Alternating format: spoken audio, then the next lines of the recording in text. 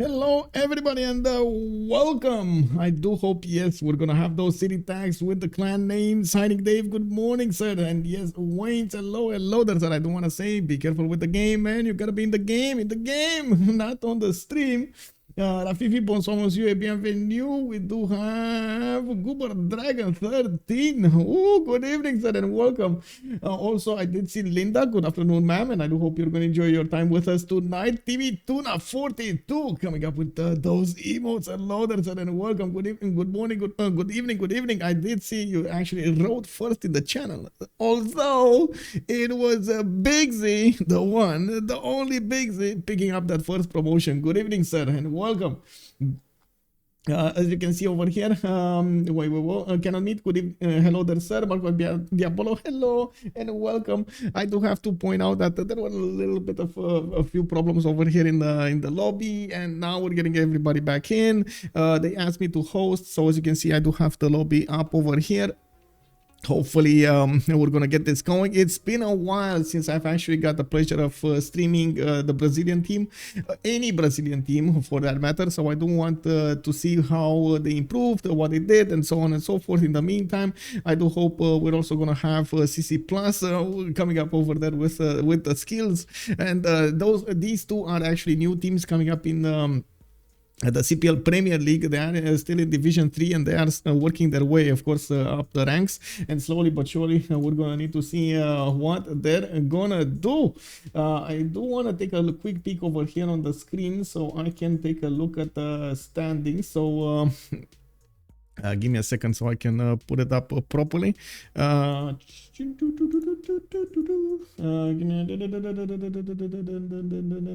we go. Click on this button and boom, we got this.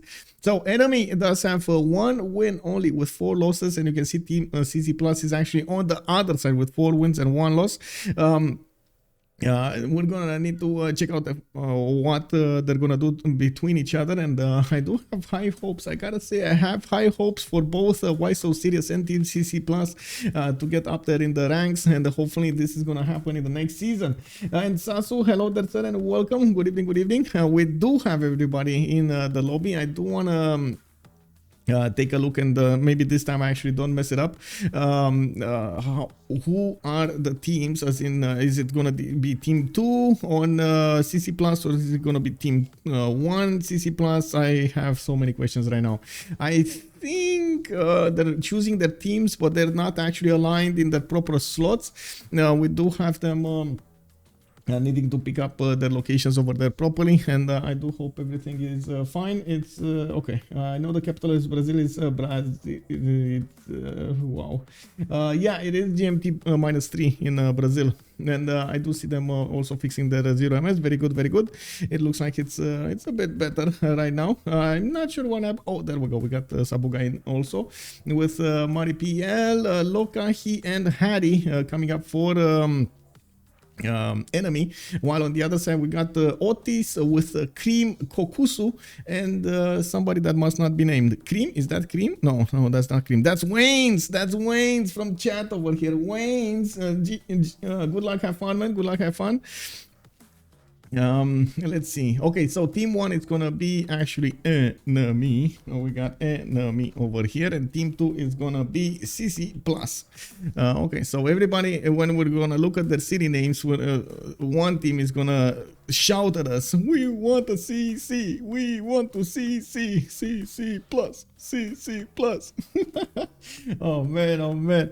Anyway, hopefully we're gonna have the last one pick his team, and we're gonna get this going. Wannes is writing down who are the autobans in the CPL Premier League: Mali, Coupe, Babylon, Ludwig, and Elizabeth the First. We did actually allow the other civilizations to be played in the game. They were changed a little bit. Some of them were changed a little bit by BBG, and I do hope we're gonna see quite a few games with them before the CWC starts. It's still 2 months away for the CWC. I mean, I say 2 months, but it feels like it's so close now. It's so close. Anyway, let me actually take a look over here. Okay. Mali Keita is not banned. Wasn't this Mali Keita sometimes called a little bit better than the original Mali? Anyway, it is what it is. We got a team plus. We do have to wait for team enemy to put up a team plus, and we're gonna need to see what they're gonna do here. BCY affected, yeah, capitals only, maximum, it's fine, that's the auto. They're gonna need to go through the map phase now. Make a pick and ban phase now.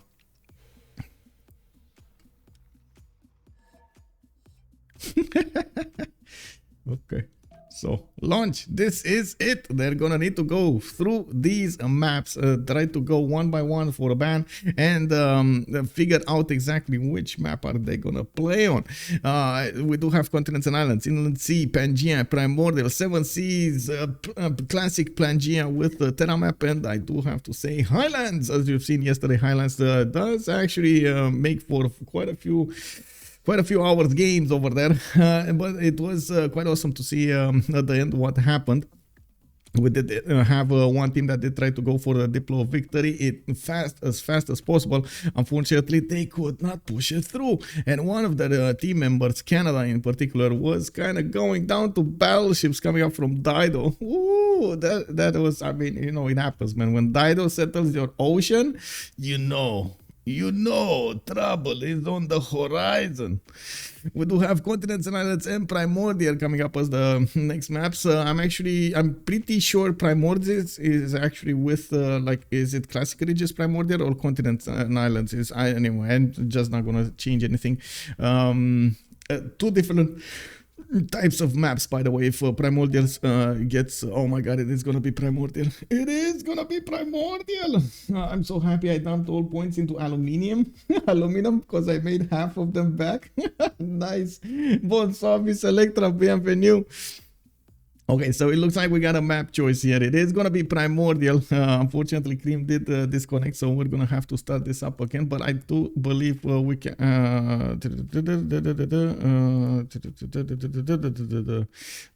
How do I click on? Oh, I just deselect the maps, right? I guess I just do that, and it is what it is. Okay.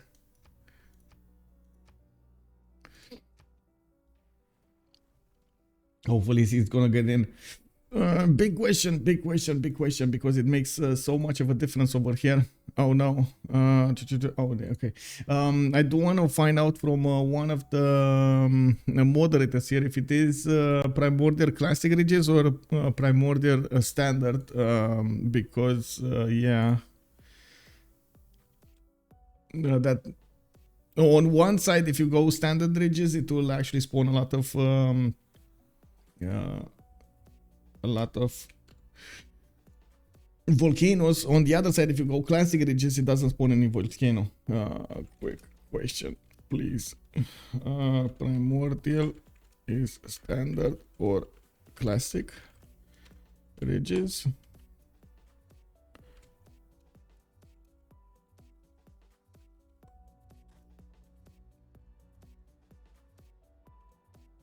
Okay. Okay, so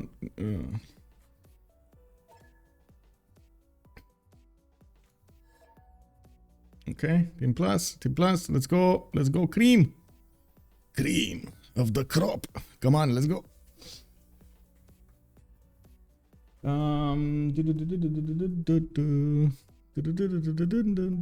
Okay, we're just waiting here for the Brazilian team to actually put their team plus on, and I guess we're gonna have to see what they vote. I do hope it is actually gonna be how to say I'm gonna get an answer first of all with the map choice, and second of all, the settings I made, it will go directly towards picking up Civs, not without maps, because we already know the map. It is gonna be Primordial. I removed the music. No, it's still in the background. Also a new soundtrack, by the way. I did put a new one on YouTube if you wanna look there. Okay, there we go. So active. Oh, perfect. So that was the trick. You just take out all of the maps over there and boom, you get all of the leaders coming up next. So let's see what they're going to pick. Harrey is picking for Brazilian team enemy, and we do have Wannes picking up for CC Plus coming up, I believe, from CPL, right? They're a team that plays quite frequently, or CPL.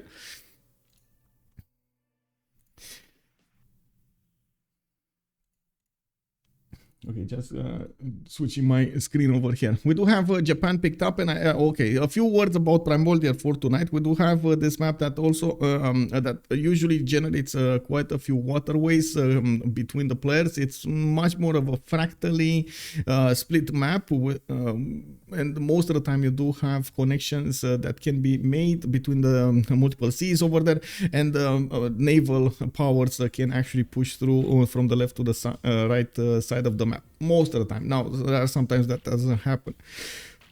I do also want to point out the majority of the time you're gonna see players prioritizing getting civilizations with bonuses towards naval powers, because of, there is so much water, you cannot really ignore the coast, and this is one of the reasons that, of course, Japan got taken out first. The Basil II also has a good power spec when it comes to its Dromos, but if you do manage to withstand the Dromos afterwards, it's kind of weak.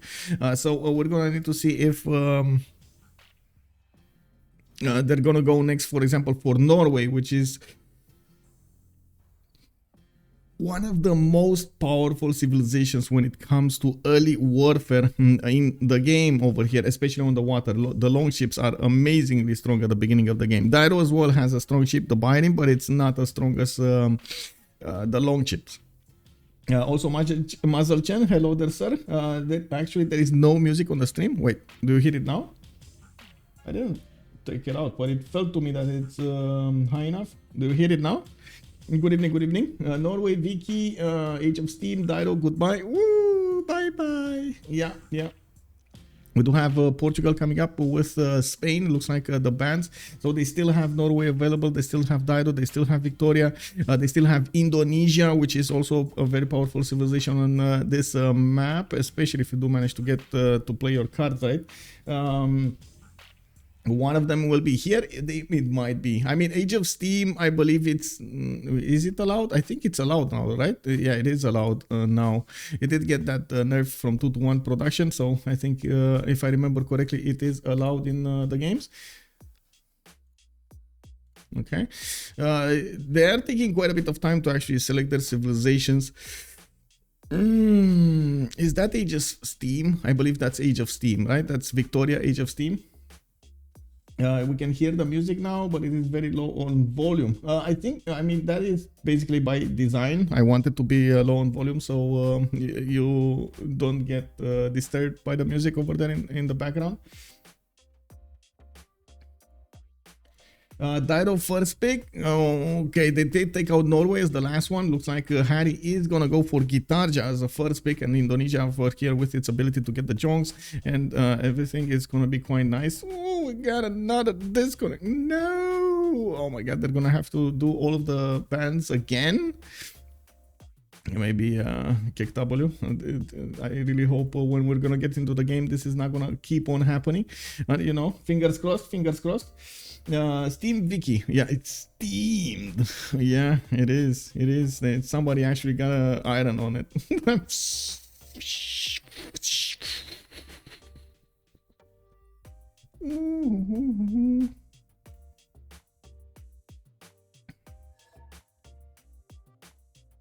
Okay, let's see.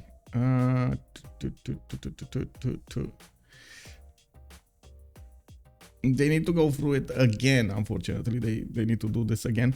So all of the bands: Japan, Byzantium, Portugal, Spain, Victoria, Steam, and wait, Norway is actually called Norwega. Norwega. Okay, okay. I mean, you know, Byzantium. Oh, this sounds so cool, man. Byzantium. España. Yeah, yeah. Very nice, very nice. Yeah. Yeah, the disconnect doesn't bode well. Yeah, yeah. I mean, you know how it is. Multiple continents on the same in the same game. hopefully it's gonna be fine. But yeah, they're going quite fast over here to get the bands going, and hopefully they're gonna end up with what they need. Okay, Age of Steam coming up in the 5th one, and then Norway needs to be Noruega coming up in the 6th one. Just needing 4 more of these picks, and we're gonna have 4 more bands, and we're gonna have 4 more picks, and boom, we got a game going. You know, thinking ahead, man. That's thinking ahead. Harry is gonna go for Guitarja. Wannes and Outis need to pick something to counter Guitarja, and of course Dido, Victoria are on the table. Australia is also a good pick on this map because you usually do get good campuses going at the beginning of the game, and you will get that science to go against your opponent. It's been a while since I've seen somebody actually try to pick Kublai China, which I do believe it's actually a good civilization when it comes to its power spike and bonuses. Now the players looks like they are gonna prioritize Dido. Wayne's picking up first, and Woody is here. Yeah, why is no one touching Eleanor anymore? She can't be that bad. Oh, it is very bad. It is very bad. There was, yeah, it's Eleanor, very bad. Sepa Byzance, it's not Byzantium, means the place isn't very beautiful, but it's fine. Wait, really? I see. That's in French, right? Since the nerf is no more interesting, I really wish they double it the industrial era. Yeah, I mean, I do believe they need to add some poles over there to make it good. We got John Cart coming up for Outis, a very good civilization to keep up with your opponent and even overtake him from the beginning of the game when it comes to your science production. Most of the time with the coastal settles getting that extra housing, and at the same time you do get the breathtaking appeal. If you get lucky with a few of those patches and get the production as well, it's just amazing to play Australia. We've seen actually a few days ago how Australia late game can be extremely powerful as well. Okay, Victoria, the original Victoria is in the game as well with the Royal Navy dockyards. This reminds me, I was just watching a documentary yesterday with how the city of London got its port. It was they were saying that it was built by the Romans to actually get the shipping going over there, and it was incredible how much it how much it matters. But they don't have anything written down, as in they don't have any documents or something like that to prove it. It's just clear from the buildings. Of course, they were Roman. Anyway, Scotland coming up in the next part of the ban. I honestly not sure exactly why they went for Scotland, because in this type of game, of course, on Primordial map, it's very unlikely somebody's gonna try to pick Scotland on the seas. It's a good civilization, but most of the time you don't want to keep on the land there. There are so many other civilizations having a lot of punch on the seas against you, so you don't really want to take that risk. There still are civilizations that are quite powerful here in the game. Scythia looks like it's going to be the next ban, and yes, this is one of those quite powerful civilizations. It can receive the extra +5 against wounded units in the sea, on the sea as well, and also you do get the heal ability after you take out the unit. So basically you keep on attacking, you heal back, you keep on attacking, you heal back, you promote and heal back, and like that is it's just amazing. The only problem is, of course, Scythia is not really well known for its simming capabilities, and also it doesn't have a half-coast harbor. Everything is slowed down compared to Dido or Victoria or even Indonesia, that gets very good campuses on the seas, has bonuses for early Pantheon and so on. It's just different. Hayu Mao calling out the GG, well played from now. Yeah, rule Britannia. Big D calling it out. They did some nuking. Yeah, they did some nuking, yeah, a few days ago. Yeah, the Pikachu stole my heart. No, Rafifi. Pick it back up. Get it back, Rafifi. Get it back, man. Oh my god, they actually banned them. Wait, guys, how is it possible a Brazilian team actually bans Brazil? Why? Oh my god, they actually banned Brazil. Oh no, they banned Brazil.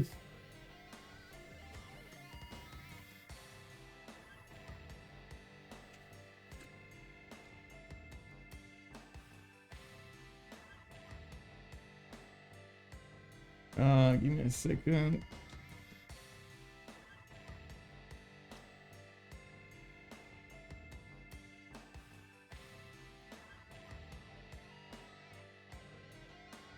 Okay, so we got to the last civilization ban here. We got only picks from now on. It looks like we do have Mubande and of course Brazil coming up as the last two ones. Cree does want to go Mvemba Zinga.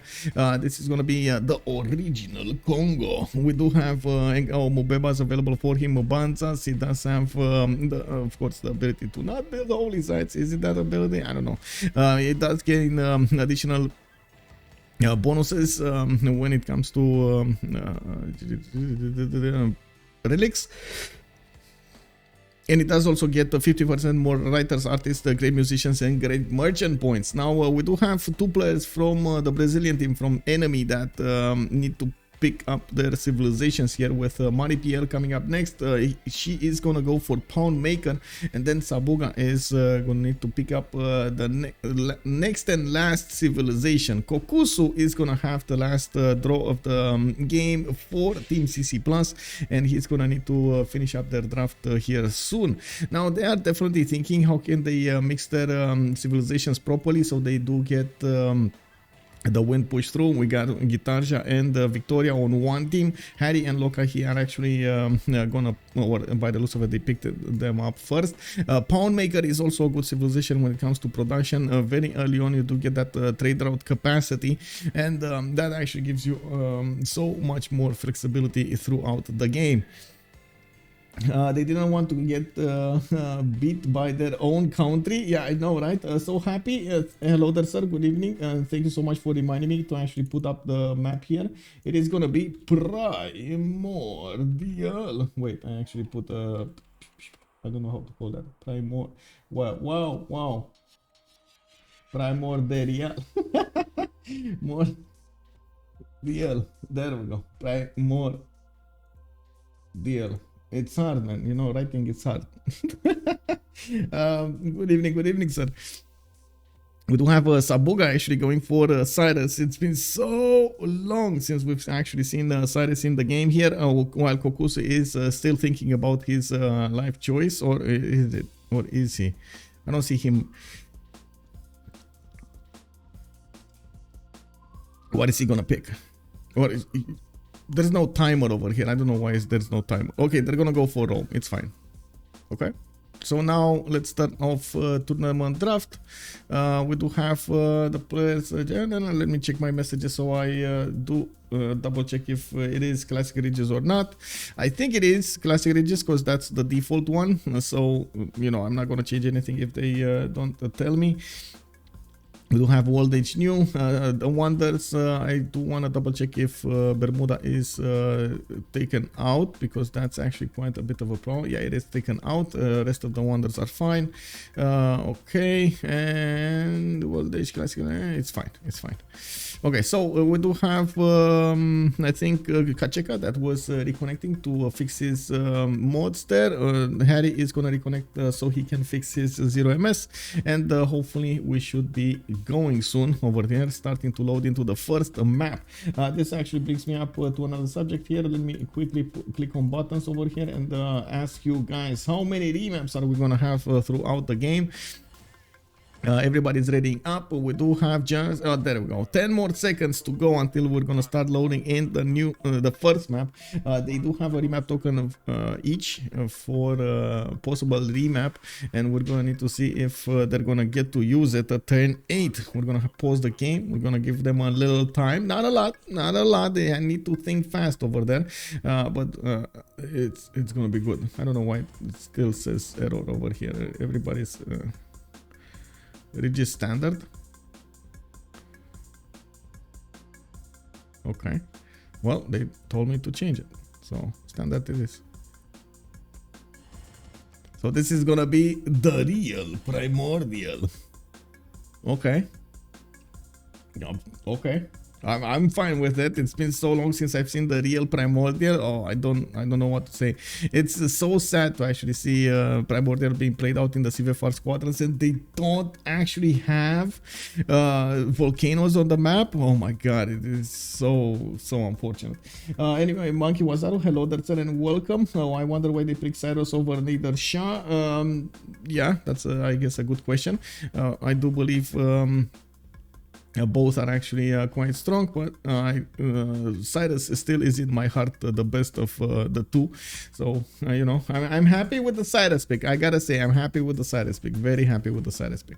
Okay, so we do have Victoria being played out by Sabuga. He's gonna get the highest priority when it comes to recruiting those animals. We got Wayne's coming up on Dido. Outis on John Curtin. Looks like Harrey is gonna be on Guitarja. Cree on Mvemba Zinga. MariPL on Cyrus. Lokahi on Poundmaker, and Kokkuse on Rome. Max, the Joe, why don't they have volcanoes on Primordial? Because they chose to go with classic ridges on that map, and classic ridges on that map actually doesn't spawn any single volcano on the map. Nothing, nada. It's very like in the place that you would have volcanoes, it's just nothing. It's like flat land. It's very weird map. Very weird map. Anyway, we do have a big Gilga over here giving us the readout of the game with Team Enemy on the left side and Team CC Plus on the right side. And yeah, we're gonna need to see how this is gonna evolve here.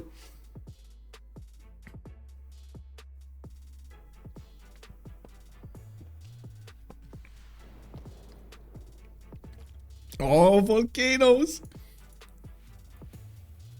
Volcanoes everywhere!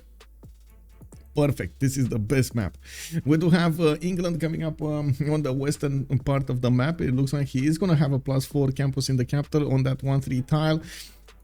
He does have also dice tiles in the south that he could couple with the bananas, and I'm pretty sure he's actually gonna do that. He's gonna work the bananas for one turn. He's gonna get the dice, the gold for the dice from his teammates and so on. I do see he also has quite a few cities to settle on these on this island over here, and we're going to need to see how he's going to expand throughout the continent as far and wide as he possibly can. We also see he's going to have a decent amount of islands here, Galapagos also to the south, while I do also notice Lokahi is going to have Umikisi Wachik, unfortunately, on an island. This is the risk you take with going land civilizations into these kind of maps. Unfortunately, of course, this happens. You might have a land civilization being forced to be on the seas or very close to the seas, and on a relatively small island or narrow island, I think is the best word to use there. He does have 3-2 bananas for the extra food, gets the 3-1 tile underneath the capital, and I do see he's gonna have 5 possible bonuses for his trade. This is going to be amazing. 5 extra gold and 5 extra food on his island. What is the rule for technical? That's actually a good question. It's different if I remember correctly from Highlands or 7 Seas or the Pangea. It's a little bit more loose, because otherwise we would end up in a remap loop, you know, like the technical difficulties everywhere. These are just the maps, man. These are just the maps. I'm not sure if it's even, let me actually take a look here. I need to click. And I do have a confirmation in the last moment over here that indeed it is gonna be standard ridges. So perfect, we made the correct choice over there. Let me actually look at the pinned messages and see the rules document to see technical remaps. Technical remaps is if 2 balance for 9 times.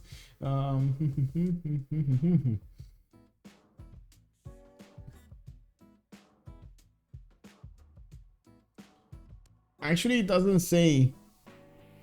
It doesn't say if a player can settle less than 2 cities, excluding capital 3 total P4 shipbuilding, and if a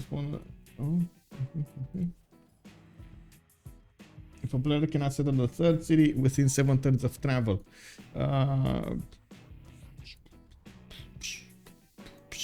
let's see, 7 turns of travel. So that's 1, 2, 3, 4, 5, 6, 7 turns of travel. No, that's not a technical. 1, 2, 3, 4. That's a city here. 1, 2, 3, 4, 5, 6, 7 over here on the stone tile. That's 7. That's the 7th turn of travel, and it can settle 2 cities. They might need a confirmation from a moderator over here. I guess I can give moderator picture. If any moderator is watching the stream, MariPL is asking, does Sabuga have a technical remap? She would need an answer over here. I will just answer, please.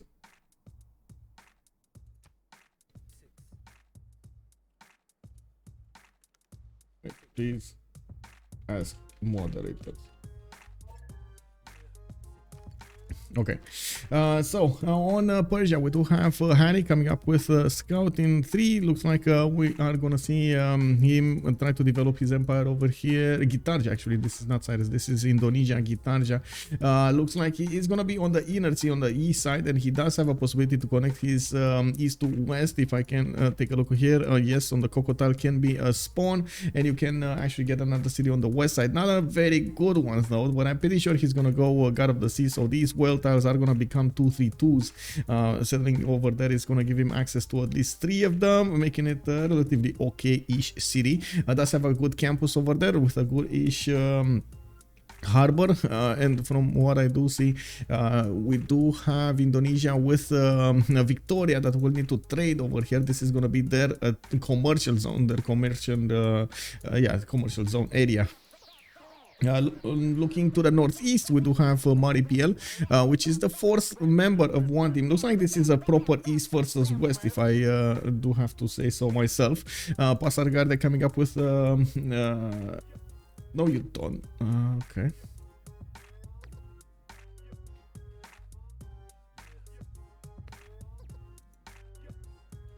Are they not talking between each other? Like, why are they telling me? Okay.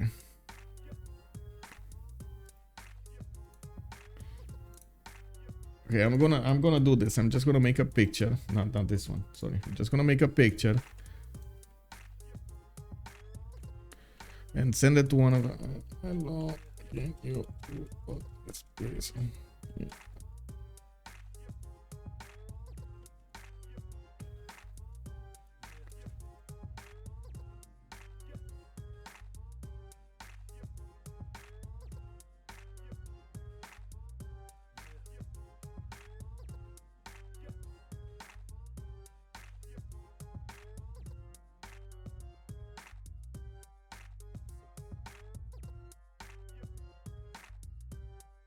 Okay, so I sent a message to one of the moderators so it can take a look.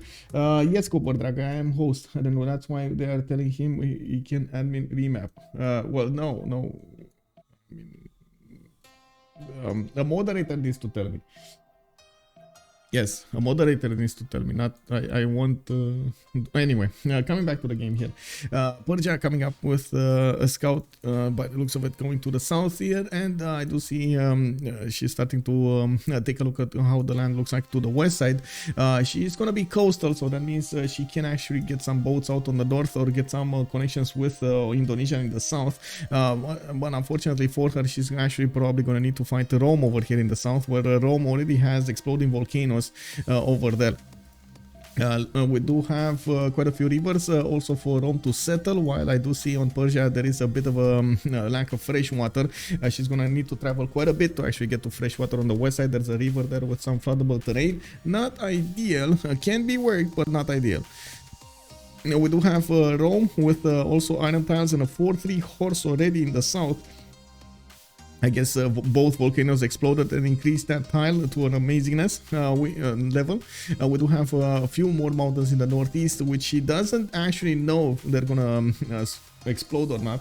We're gonna need to see if it is gonna be how to say, it is gonna be a fire goddess chosen by him, one of the most craved Pantheos when it comes to Primordial, because it does give you that extra faith from these volcanic soul tiles, making a lot of the times a lot of faith from all of the land. Primordial is notorious for exploding volcanoes.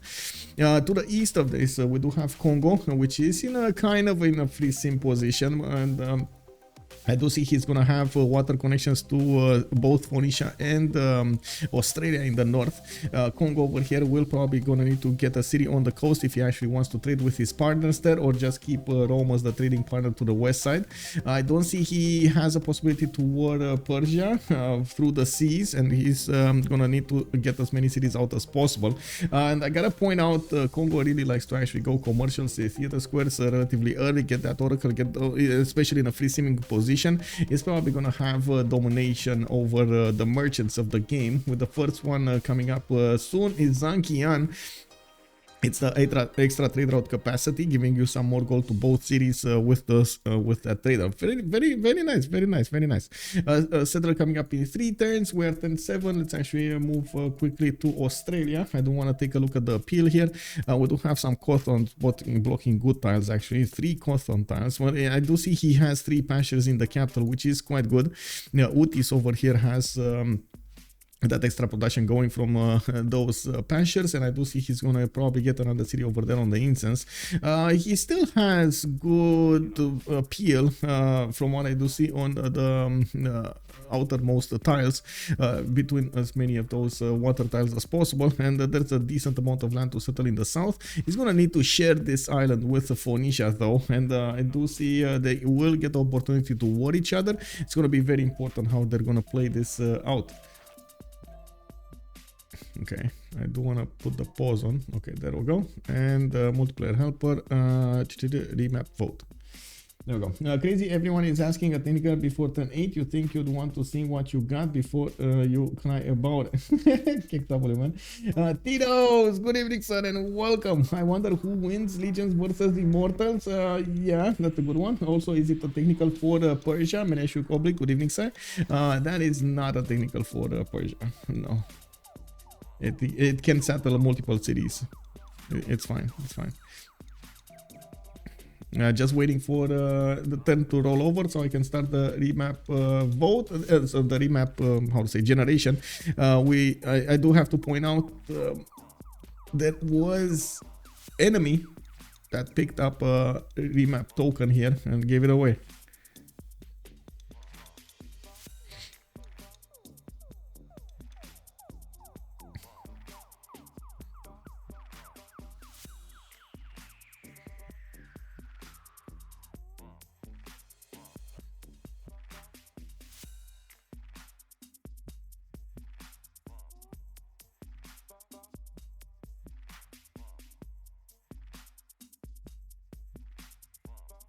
Okay, there we go.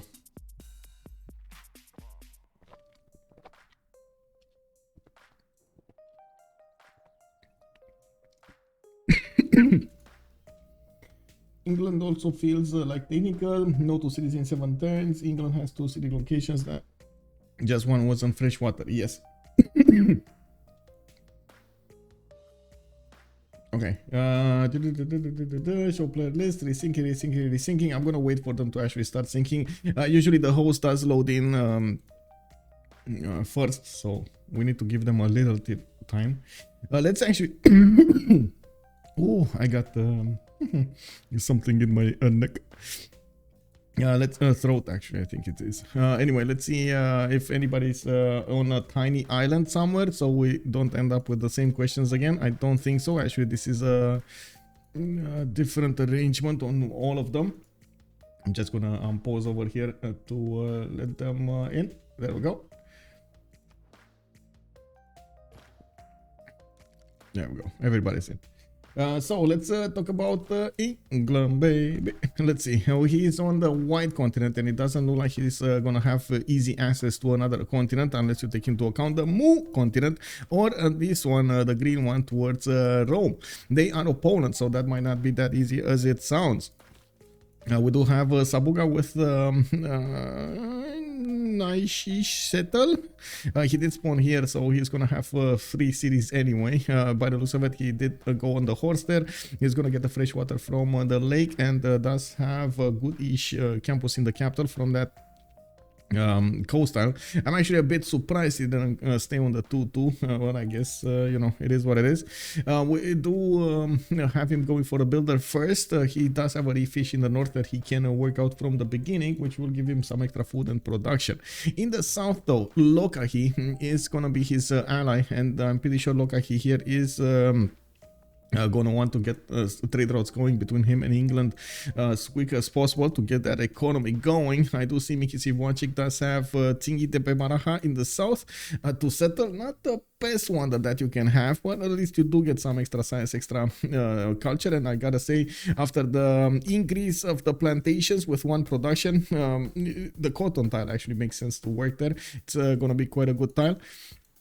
Yeah, we do have quite a few cities also for him to settle. 1, 2, 3, 4, 5 over here in the north, and I'm pretty sure he's gonna get how to say, those traders going. I'm also thinking, what is he gonna do? Is he? Why are they asking me? Yeah, let's see. Is this?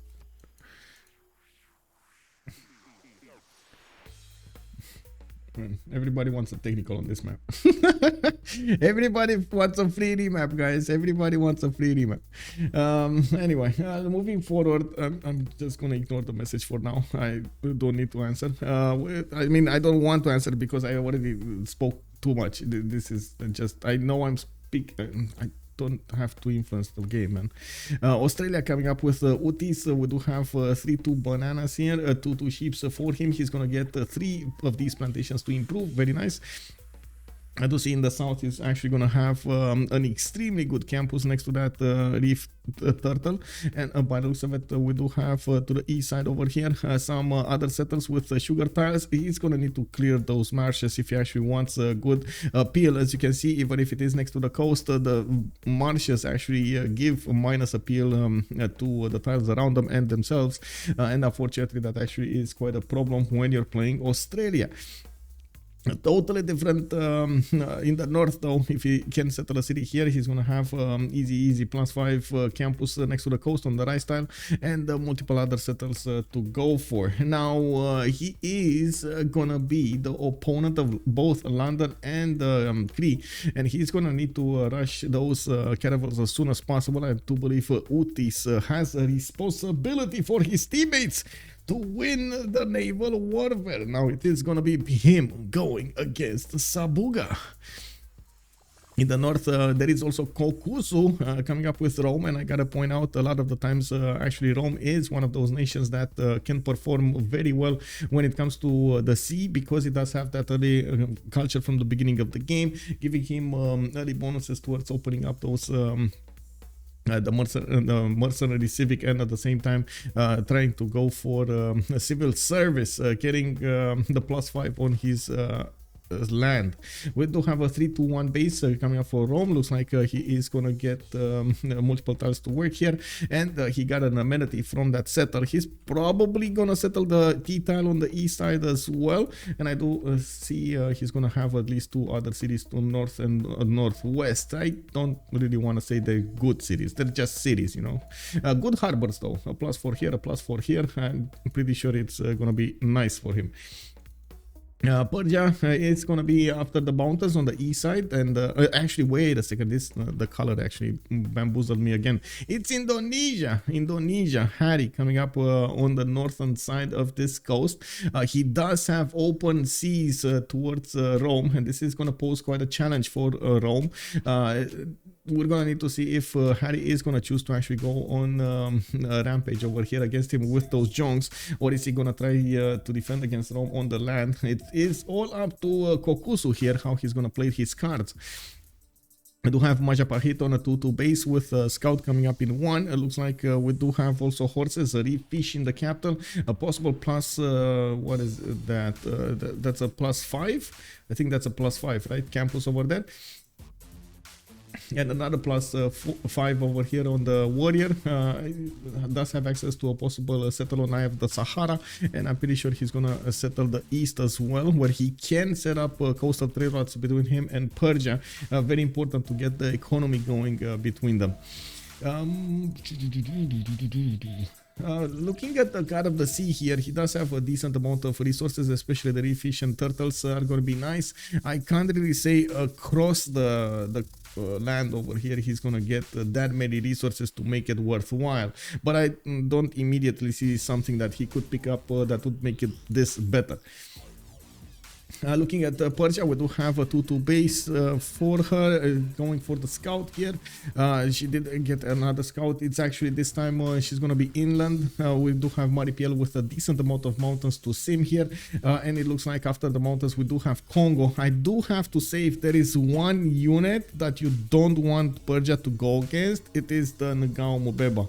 They are incredible units when it comes to defending against those immortal shots, but as you can see, the map actually threw a curveball to Kongo. He just needs to go through a one-tile choke to actually get his armies towards Persia. Not gonna be easy logistically for him to do so, but he does have multiple cities and of course amazing campuses between the mountains over here. He does also have access to a coffee tile for extra culture. I do see some geothermals. That means continent splits. There we go. He is on a continent split here, and by the looks of it, he is starting to scout out the east. He did figure out the north. It is going to be a problem. Looking at Dido on the seas, we do have Wannes here figuring out his land, and looking at what's going on here, we do have him with yes, easy 2 settles over here, one to the north, one to the east. He's getting a scout out, he's getting a settler out. I'm not that fond of the scout, by the way. I do have to point this out because it's usually it's very dependent on the map you're playing. So if you're gonna play a map that is very prone to these tiny islands, to generate these tiny islands like primordial, fractal, how to say, island plates and so on, like those maps, usually you don't want to get the scout out. It is much more valuable to go for something like a monument because of the extra culture and the value you get. In the normal maps, you get the scout because you might get some. You basically want to scout, right? You want to discover the land, and second of all, you want to get the bonuses from huts. Maybe there's going to be some extra gold, maybe there's going to be some extra faith, maybe a builder, maybe you hire a relic, and so on and so forth. There are multiple bonuses that you can get with one scout, not only the information you get. In these kind of maps, because the scouts can't get into the water and can't actually scout for you, it is much more valuable to go for the culture and open up those civic points, the civic tree, the civic cards, so you get more bonuses from those, convert them into those. Okay, so we do have remap again, remap vote again. Let's see what's gonna happen here. What did you guys vote, by the way? What did you go for? You went for 1 and 2. Okay, I see 44% is actually in 2 remaps, 55% went for the 1 remap, and well, there was somebody that put 25 points into 0. Going for the high roll over there. Okay. Oh, Macase, hello there, sir. Alfred 2000, hello there, and good day to you, sir. Hey dude, thank you so much for the follow. Also Logan Joaquim, remap, it is gonna be a remap. Yes indeed, sir. Good. Okay, so this is it, guys. Whatever map is gonna be, if we're not actually gonna have a technical condition, that's it. Easy peasy, right? Easy peasy. Easy payout over there. Yeah, easy payout. Okay, so I'm just gonna put up the prediction on 2 and finish it up. We do have to actually click on the button to start up the map generation for the second remap. I do hope this is gonna be it, you know. With pleasure, sir. Thank you so much for coming by. Plus 12 points. Let's go, Rafifi. Oh, yeah. Doubling your points over there. Yay. Let's go.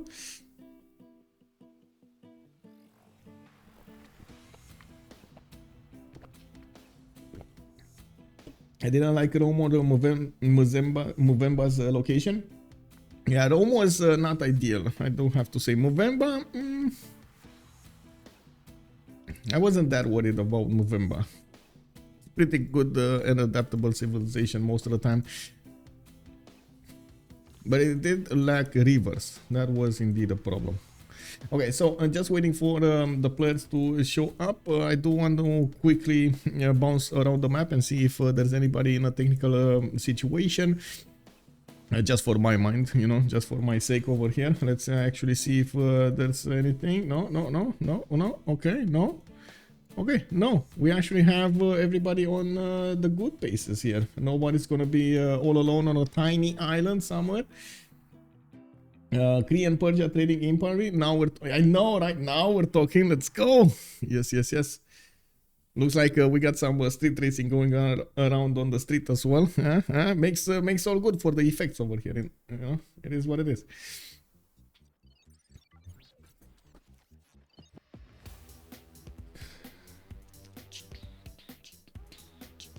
Okay, so unpausing. This is it, guys. We do have Cree to talk about first on the top left part of the map. Looks like he's gonna get a single 2-2 in the capital, and I do see this time he's not actually gonna have that many of these pastures. Only 2 pastures that are gonna be 3 tiles out. Very expensive to have and improve from the beginning of the game. Quite a few cities going to the north, rivers to the south. He's gonna have his own seas actually with his ally here. It is Cree with Persia that are gonna get to trade, and both of them are actually gonna go commercials. It is gonna be quite an economy they're gonna generate here. 2-2 base underneath the capital. Lokahi is starting to explore to the north here, and of course getting another. Wait, okay, there we go. I was thinking, like, why are you building a warrior? Are you actually worried about barbarians, the very barbarians?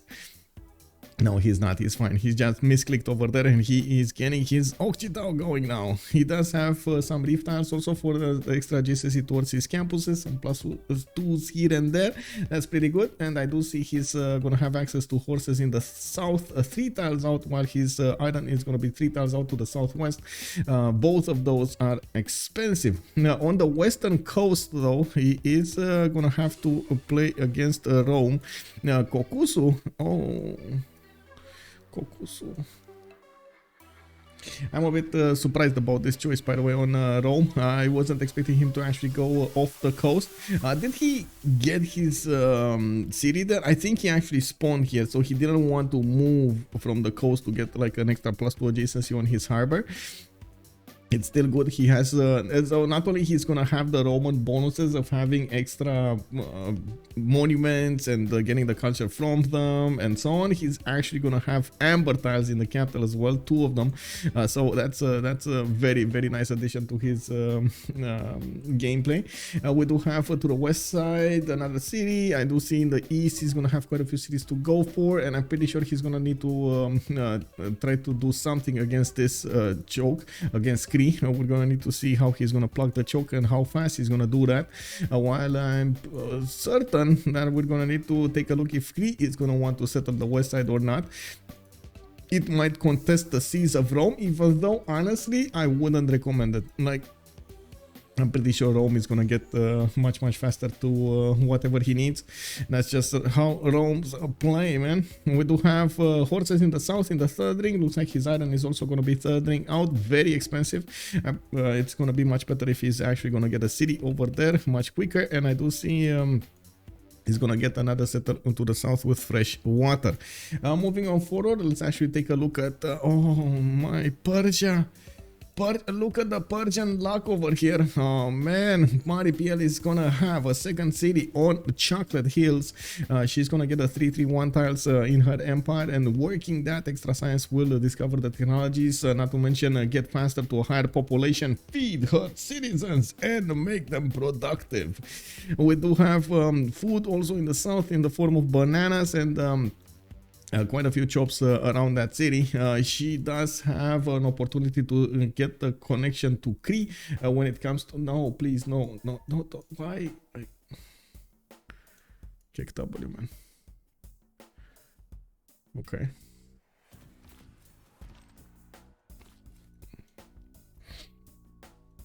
I do see Amphia Yokul in the north, and I guess we're gonna have a disconnect here so she can rejoin.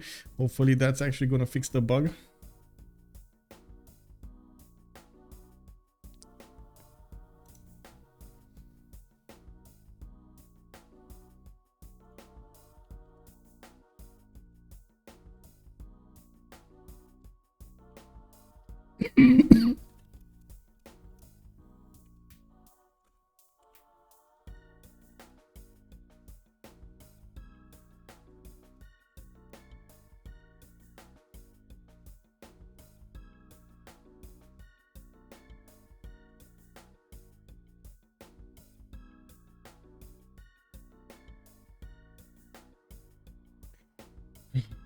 Was a very nice Persian spawn? Yeah, indeed.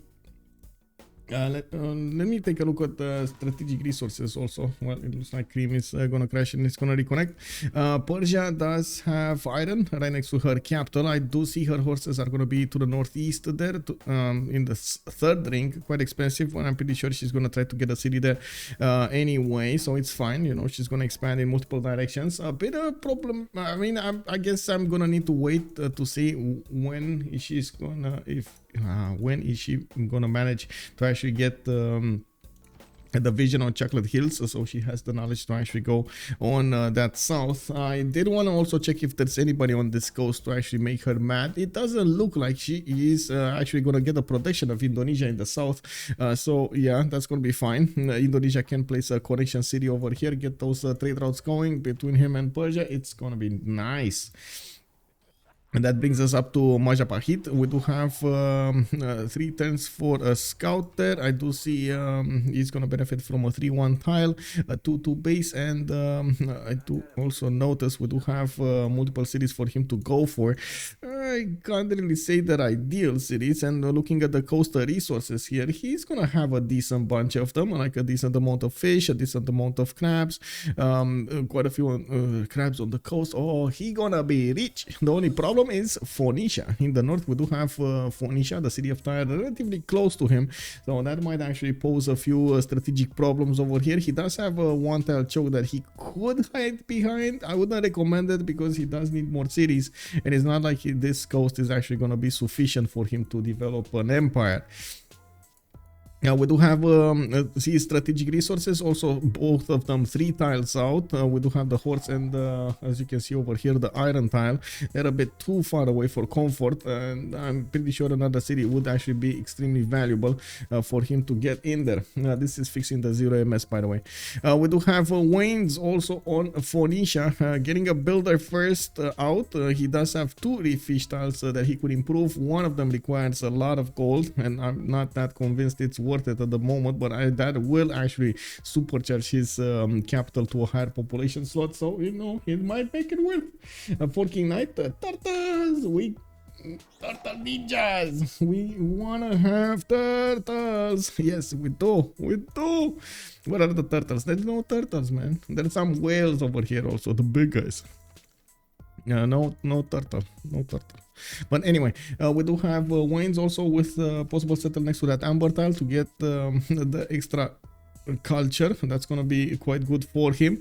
And I do see in the north he's actually gonna have open land for to go for. One settle on the sheep tile, more settles next to the rivers or the lake over here, and to the east of Nalanda, and try to get his expands on the eastern side as well. You can see he also has Johannesburg if he wants to take it out from the beginning of the game, even though it's a bit far away. It's not actually in danger of anything at the beginning of the game, and I'm pretty sure he's gonna need to do something here to defend himself against east and west. We got Sabuga with England to his east side, and he's gonna need to find a way to actually get some support from his allies. He's gonna be all alone.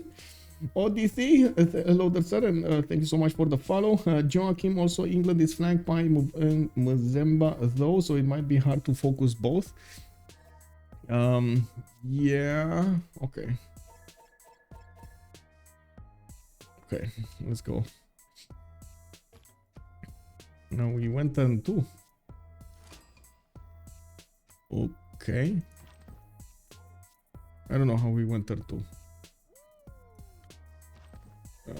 A little bit turn 1. Okay. I don't know how the game actually thought it's a good idea to roll over the turn when it shouldn't, but whatever. It is what it is, man. Sometimes the game just has a mind of its own. Let's go turn 1. At least this time they're gonna go much faster because they already would have had all of their all of their needs thought out and explained. Let me actually put it up here. Player suggestion. No, lobby links. CC Plus versus enemy. Relobby 2. Okay, there we go. And we're just waiting for everybody to join up. It should be fine. It should be fine. Eddie Coffin, good evening, sir. A battle between England and Indonesia. That does sound like fun. Yeah, and I gotta say, even if you're looking at Mvemba, we're gonna actually take a look a little bit closer at his spawn. It kind of feels like he's a bit too far away from England to actually apply that land power against him. But I do want to check the land. That's how it looked to me on the map. Maybe the land is showing us a different story. Just joined and all, but just wanted to say that I enjoyed you when you thank you so much, sir. Thank you so much. It was indeed a pleasure to actually have Potato with us, and CCC is just an amazing competition overall. Thank you so much, and I'm glad you enjoyed the content. Heinig Dave also has a Petra city to the northeast. Who are you talking about the Petra city, Heinig? I don't know exactly who are you talking about the Petra city. Oh wait, was that Indonesia or someone, or was that from the previous map? I think that was from the previous map, wasn't it? Hello, Medicine 017. How are you doing, sir? Welcome, welcome. Okay, so we do have everybody in, and I do hope they're actually gonna fix 0ms to get going.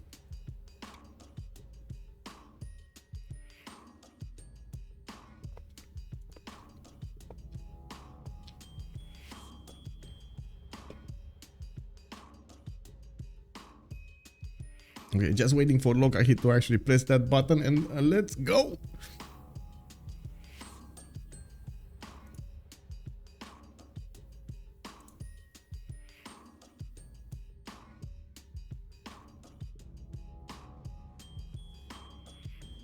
Okay, loading in. Let me actually stay on the screen so it doesn't actually make a problem. Loading, please wait, and we're gonna hear that awesome voice in a second here. There it is. Water, the great beasts of the Stone Age. The beast. Taking his first upright steps, you have come far. Steps. Now begins your greatest quest. Quest. From this early cradle of civilization. Hey, Ave Machiavelli, good evening, sir.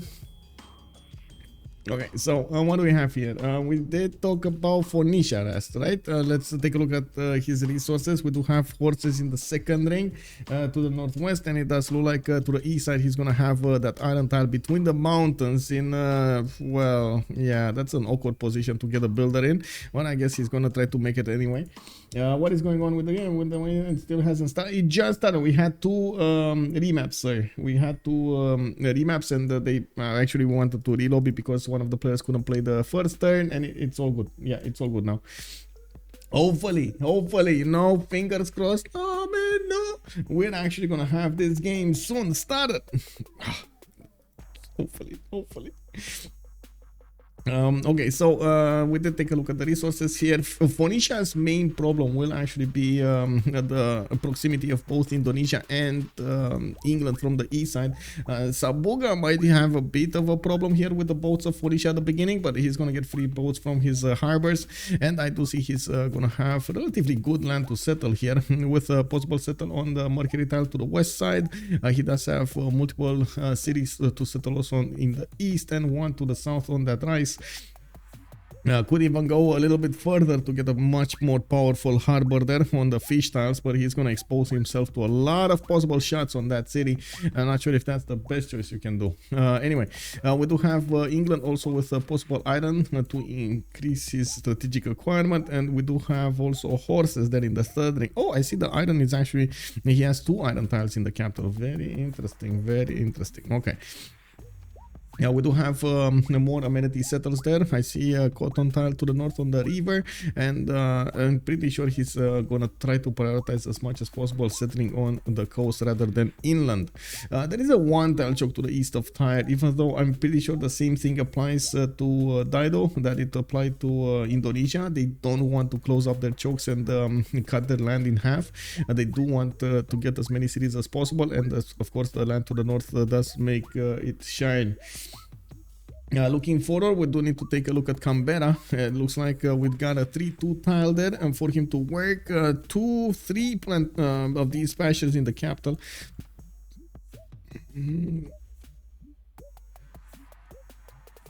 Okay, good appeal here. On the oil tile, he can actually get a campus first and get that extra adjacency from the reef tile. Is going builder first, so he can get his production going from the sheep tiles, turning these into 2-4s. And not to mention, he's gonna get another city there to the north, which does have a breathtaking appeal tile right next to that geothermal feature, which will again give more adjacency towards not only the campus, but also the campus with the coupled with the capital city. The city center will give him a better harbor. So all in all, it does look like the initial setup over here, Canberra can do quite well. The curiosity I have, or I should say, I'm a bit curious about this. If he is gonna try to go in the north, get boats out so he can help out Dido. I think that's actually their only chance of managing to balance out the two powers going against Dido. I am not that convinced that Dido will be able to withstand these attacks from both sides. I usually, you know me, I'm usually talking in like the general sense of the things, the strategies, and I'm taking into account usually the best practices. Sometimes you don't have the opportunity to do the best practices. Sometimes just the game forces you to go into a certain way that you're not gonna like, and you're not gonna actually get an optimized build on your side. So we're gonna need to see how the game evolves, how the players will actually try to adapt to the situation they find themselves in, and how the game will come to a conclusion. It's one of the things that we really enjoy about Civ. Canberra here coming up with the iron tile to the south. Looks like the horse will be 3 tiles out in the south as well, and I'm pretty sure he's not gonna go that fast for the horsey, unless he's actually gonna settle a city there to the southwest. Looking at Mvemba Kongo here, there was a question earlier about the ability of Mvemba Kongo to actually do a land attack against England. That's not happening, guys. Like, look at this, look at these mountains. They're like, this is Mordor. This is Mordor in next to Rapa Nui. It does not allow passageway towards England. England is going to be protected over here by these mountains, by these volcanoes, which are going to explode everywhere and just smash everything. The magma heroes are coming. Oh my god, Cree got a relic. Man, if there is anything amazing when you are watching a game with Kongo, it is when he gets like 4 or 5 relics in the capital. Oh my god. That is just insane in terms of tempo. Amazing. He's gonna be so happy. And Kongo will have actually Paitiri. This is a good tiri in the north over there. As you can see, he does have a tobacco tile to go and settle on, and doesn't really care about England on the west coast, if he well, if you know what I mean. And by the looks of it, he's gonna have quite a bit of fresh water from the inner lakes, and I do see a few rivers, 2 rivers that he could go for, one next to his capital and another one to the southwest. Nothing in the north though. And not gonna lie, the sight of so many marsh tiles made me think about Temenanki. I gotta say, it made me think about it. I'm not saying she should do it, but oh man, if it does, we're gonna see all of that science, all of that production coming online here. Anyway, let's take a look. 4 turns for a settler, 2 turns for. Look at this, is the relic starting to come up. He's like 3 turning a settler from Mvemba Kongo at turn 8. You can imagine the bonus, the power acquired by Kongo will change the game. We do have also to the southeast here, him having the opportunity to get on the coast. He could try out to help out Rome as well. Well, I guess get next to Rome. I'm not that convinced that Rome actually needs some help. We're going to need to check that out. Looks like I think we went through all of the civilizations, unless yeah, okay, Kongo will have forces in the south. We do have an island tile to the west side here in the third ring, and I do see that settler coming around. Oh, Kongo carry, man. Yeah, Alfred GG. Has Kongo discovered that wonder yet? Can we have his map view? Yes, sir, we can take a look at the map view. He knows a little bit. Like he well, maybe he knows. I hope he knows. I see the writing on the wall. Candy. Did they meet Candy? They didn't meet Candy yet, but maybe they will meet Candy. Can we? Oh my God, Candy! Give Candy to Kongo. Oh man, it's just Rome doesn't actually have the ability to get boats in, and I'm pretty sure he's gonna take a while until he actually gets here. He's not gonna be incentivized when he sees this tundra to keep on going, and so I wouldn't hold my breath for that. Anyway. Will you start the poll for will win? Yes, Vanesh, yes, indeed. Also stay hydrated. Yes, thank you, sirs. Who will win? We do have on one side CC plus, on the other side we do have enemy. Who you gonna vote for? Enemy. Who you gonna get to? Enemy. Unreachable village, but in the middle of the mountains near Australia. Facing Mvemba, they'll have to learn how to swim. Not too much room for Australia. I gotta say this. There isn't that much land for Australia, but he does have cities that he could go for. For example, Matterhorn, the one to the southwest, the one to the northeast, northwest. There are at least 4 other cities than his capital that I can see, and then he can.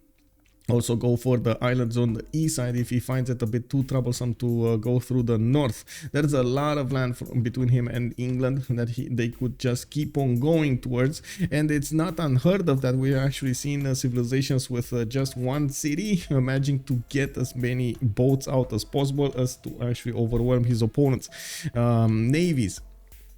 Let me actually put up on the screen also the team labels. We do have on the left side CC plus, and on the right side we're gonna have enemy. What about the Persian visibility? 6 culture Rome, fastest government in the west. Killways, good evening, sir. How are you doing? There we go. I put that there. Okay, so what do we have here? Where was it? Persia. You wanted Persian vision. Oh, yeah, there we go. Mari did manage to get... wait, is it Mari or Mary? I don't know how actually I should pronounce it. But anyway, the Persian vision is this. She did notice all of the tiles of Chocolate Hills. She is starting to scout out her south as well as on the east side. She did actually go 2 scouts with a warrior here. Yes, this is an amazing Chocolate Hills with so many chops as well to get that production going, and I do see she is starting up another settler here. A bit awkward with the capital, but she is working the citrus for some extra food. She's getting the 1-4 deer tiles for extra production, a 2-2 sheep. Can't say that many problems here in both aspects. So I guess we're going to need to see how she is going to try to get the best benefits out of her chops here from the forest, and of course that economic zone we were talking about. Cree did manage to get the horses improved, and I do see he also improved 2 of his quarries. This makes me think he might actually want to go for stone circles here as a pantheon to get the extra production on each of these quarries, since he does have like 4 of them in the capital, with the continent being on as a marble amenity here. We do have him going for the north settle, where the river did actually get some extra bonuses from a flood. You can see the extra production, for example, on the wheat tile there to the northwest. Okay, so we're 10-14. We should take a look at the city-states also. Looks like Perth did get settled, and it is close to Matterhorn. We do have another settler going to the north here. Some pantheons need to be chosen, right? Indonesia. Where is Indonesia going? Indonesia, what did he get? He went for God of the Sea, and he is settling. right in the face of Phoenicia. Do they know about each other here? Because this is starting to be very dangerous. Do they know? As in, he knows. Harry knows. Harry. With the extra production he's getting from that mountain, by the way, the 2-3 tiles is gonna build the boats a little bit faster, and it is gonna be an advantage versus Wayne's Dido. We do have Wayne's with a little bit of a different advantage, which might actually secure him the win with an amber tile in the city of Sidon. He's gonna get an extra point of culture, and he is gonna know about Indo wasn't actually met till now, and look at the immediate reaction. We gotta bite him, immediately put in production from Sidon. Like he saw the borders and the city of Jambi come out, and then bam, bite him. Build the boats. We do need to see if they're actually gonna put some gold here into him to buy out those bodies. If it's very well, we're gonna need to wait and see what the solution is going to be for this early warfare. We do have the city of Tyre pumping out another settler in 1 turn, and I'm pretty sure he's going to need to ramp up his production of biomes if he actually wants to secure the damage on Jambi. The enemy city of Jambi is only 10 garrison strength right now, but it will get a galley, which does mean he's going to get more base strength anyway, making it much tougher to deal with. We do have the first trader also coming out from the city of Jambi going towards Majapahit, getting the extra food and production in that city. And this makes me think, is he going Magnus internals with Indonesia? I mean, I know you can do it, but are you sure you want to do it, you know? Anyway, now we do have Bank 3 already. Oh my god, she actually bought out all of the tiles. Oh man. Oh man, all of the tiles that didn't. So I gotta say, that city is one pop. Nobody was contesting Chocolate Hills tiles from anywhere, right? Like, I'm pretty sure you can see the mountains here. That's not gonna happen. She wanted to make sure, so she spent 50 gold to make sure. You know, it is what it is. Sometimes you know, you gotta have all your eggs in one basket, and you gotta make sure the basket is cookie proof or something. It's wolf proof. We do have Tyre coming up with a biome as well. Sidon with a biome. I do see Wayne's finally is getting his builder out to improve his tiles here. I do believe he went, didn't he go builder first and then he stopped or something? Anyway, he's gonna start improving his fish tiles. Getting that extra food is gonna be important. Has a few chops, but no strategic resource yet in his empire. Will Chocolate Hills get bonus from that volcano? I don't think so, but I guess we're gonna have to see. This is gonna be actually quite an interesting question here. Nacion Unociento? Wait, is that how you call it? Hello there, sir. Thank you so much for the follow. Where that settler of Dido is going? Where is that settler of Dido going?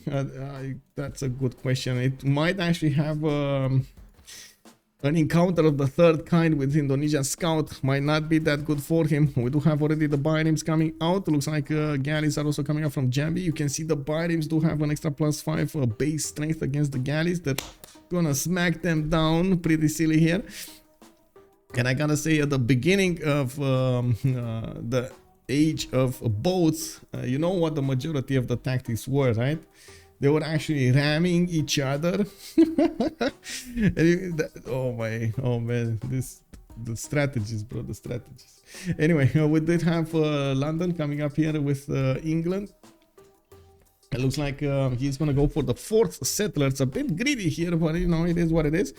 We do have him getting a trader out from Liverpool to get some extra production. He didn't actually get the city of Liverpool on the south coast, which makes me think, is he gonna put a harbor out, or is he just not gonna use Liverpool as a production center on the water? In the south, Canberra already started up the campuses next to the mountains there. I do see he settled Newcastle on that geothermal, making it a 2-1, very pretty good. And I do see the campus is going to be amazing as well. The +5 we were talking about earlier. He will have a problem with food in the city to get to the 4th population level. And that's one of the reasons he's going to need to get the fish and the 2 to work as soon as possible. We do have some trading shots, glancing shots coming up here from these biomes. They're starting to attack each other. You can see the biomes do triple shot the galleys quite easily. It does look like Indonesia is going to need to get that those cities to pop out more galleys to get the war going. And we got Indonesian scout getting in there behind enemy lines. And this is, oh man, this is like in football with you know, like one of you getting offside. Hello, scout, why are you in offside, man? Why are you behind my lines? Oh my god, can you imagine if Wannes doesn't get this shift enter? Oh, he's gonna be so mad. He's gonna be so mad. He got the shift enter. He's off. Danger here. Very nice, very nice. We do have Phoenicia, by the looks of it, moving west side, and this is gonna be a major problem. I guess I understand why he didn't go east side, but you can see how much danger he's finding himself in going west, especially with Persia coming towards him. He might be double tapped over here, triple slammed. We got Persia with the Immortals able to come against him as soon as possible. Has iron in the capital, has an amazing Chocolate Hill city, and I do see already getting that extra culture from the monuments. Man, Mari is not fooling around here. She is gonna go to war against Phoenicia. But Dido need God of the Forge. Yeah, Dido needs a lot of things, man. Dido getting his biting back. I do see he has have the opportunity next turn to actually double tap that Indonesian. Take it, do it. Yes, Wannes, yes. Take the galley out. Okay, looking at the city-states here, we got Mogadishu coming up with a trader. I do see another galley went down from Indonesia here. He's pumping out more, and we do have more biomes coming up to fight. Auckland with the Johannesburg are also in the game, and I don't see where Auckland is. Oh, Auckland next to Indonesia, giving more bonuses. Oh my god, this is just perfect storm over here. Perfect storm. Antananarivo with Rapa Nui, Namadol, Mohenjo-Daro coming up for the culture, and Namadol is gonna give somebody some extra culture on the coastal tiles. Very nice, very nice. What I should say, on the cities that are on the coast, with the districts that are on the coast, and so on. We do have Armak, Yerevan, and Candy. Candy, not met by anybody. It's quite low in the south there. It would be extremely important for somebody like Kongo, for example, to benefit from it. While we do see Kongo putting down his commercials. Man, can you imagine one turning a commercial at the beginning of the game? This is the Kongo power. The Kongo relic power. Yes, more galleys over here. Let's see, Phoenicia, can he triple tap the galley? Get inside of that city. Not allow him to get bigger, stronger, faster. Come on. Why do you... Hello. Well, I guess he can hit with this one. Why are you not hitting? Hit it, bro. You gotta hit it, bro. You gotta hit it like you mean it. Oh no, he's actually going somewhere else. Hello, Wannes?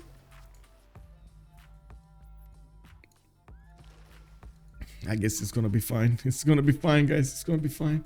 The most worry I have is not the seas with Indonesia, is actually the land with Persia. If Wannes is actually not putting, oh no, he's actually not putting his city on the coast here. At least he got it far away from Susa. That land cannot be settled anymore because of the Persian settle. And as you can see, there wasn't really an option to actually go directly to the south. It would have taken him a bit too much.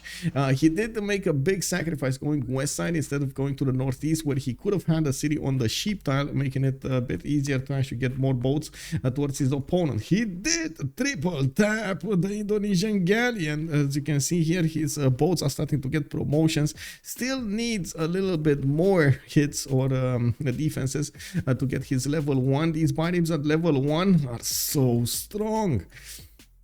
Now we do have also more of these passions coming out. Lady of the Reeds Marshes, for example, for Cree, four third settlers from both cities. He's going for the fourth and the fifth, and I do see he actually settled in the face of Rome, while Rome is getting settles on the well, one settle on the coast. He doesn't have a harbor out coming up from his city, capital city. He's going for a Temenagi in Antium.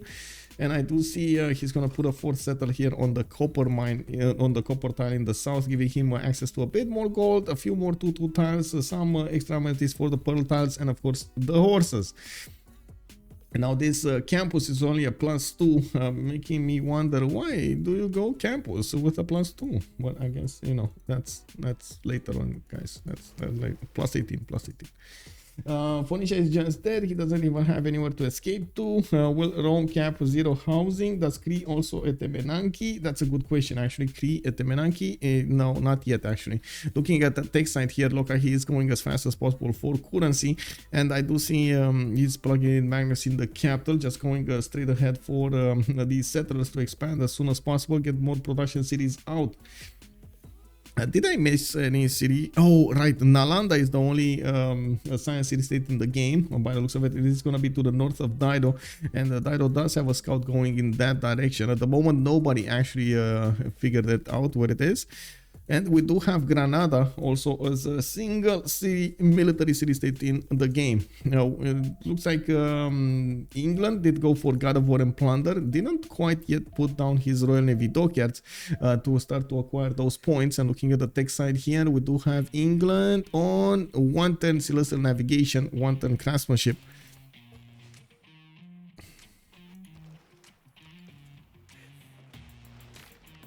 Okay, more boats. More boats, new boats. You see how Wannes is building those boats and actually getting them as soon as possible back to get some heals done, and then puts them back on the front line and so on. That's actually an interesting maneuver here. I wouldn't say it's the best that you can do, but it's definitely changing up the strategies here. And him managing to keep the experience on those biomes will allow him to attack with a much stronger unit when that biome heals a little bit and gets his promotion going. That also keeps him locked into this never-ending biome spam, and you do see he actually locked his east side. I was talking about this might happen. He's afraid of actually settling another city there on the eastern side, so he doesn't actually get to fight in a 2 versus 1 war. Now we do have Australia figuring out that he is gonna have to the northwestern opening to the water, to the big water, and I do see he's getting another settler out in 1. He did go for God of Open Sky, getting his extra culture going from a few tiles here. The pastures he improved, only 3 at the moment, while I don't actually see that many more pastures. I guess he's gonna have to make do with what he has now. Now he's gonna get a lot of science, and of course he's gonna discover the science tree quite fast. Outis is 22 science and 11 culture. That's green in the middle of 3 minutes, still a very bad RNG. Yeah, snatched the Menaki from Lady of the Reeds and Marshes owner. Look at the Australia game though, 19 cents already. Yep, he's getting big, man. Outis is getting big. I don't want to see what's happening here with Indonesia getting quite a few of his galleys. Hello? Pillage? Wannes? Hello? Oh my, why does he not have movement? Did he? Oh no, he pillaged the road.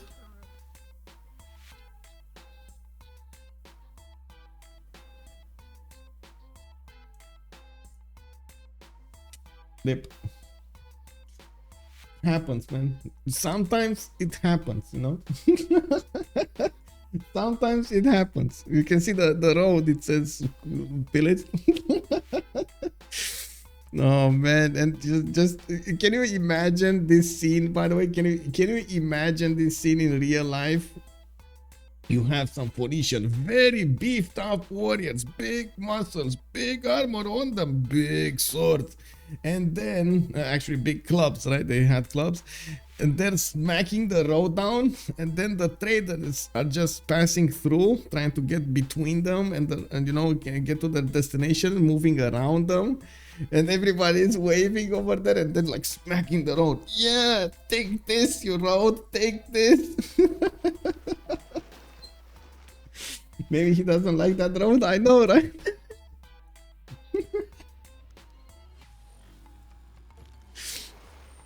Okay, looks like another boat went down. We do have an exploding volcano here next to the city of Jambi, making it much easier for Phoenicia to go in there.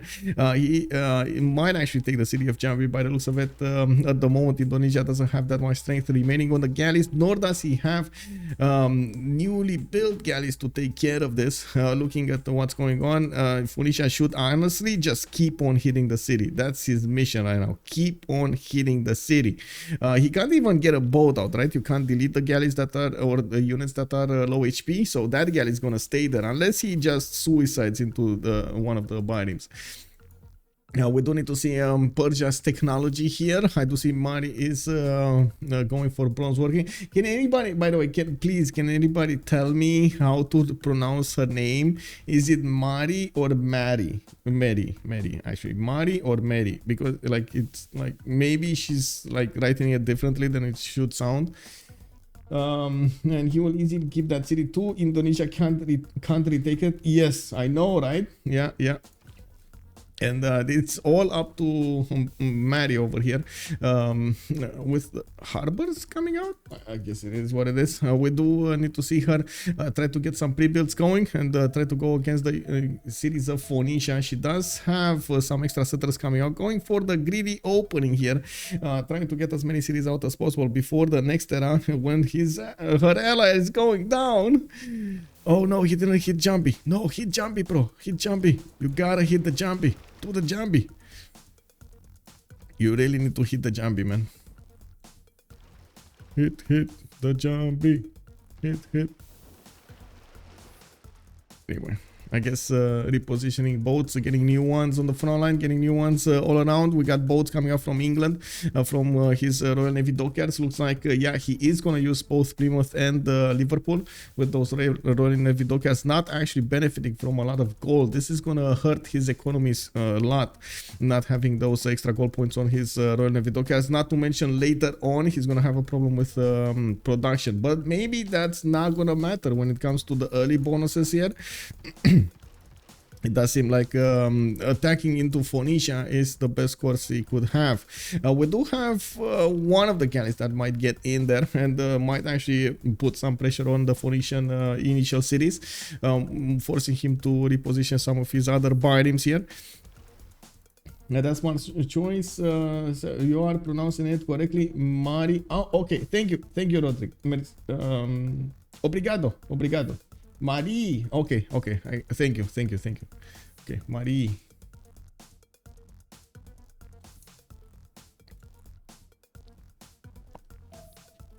City Patriot Guards coming up from Kongo. He's getting a government plaza there for that extra GCC towards the commercials.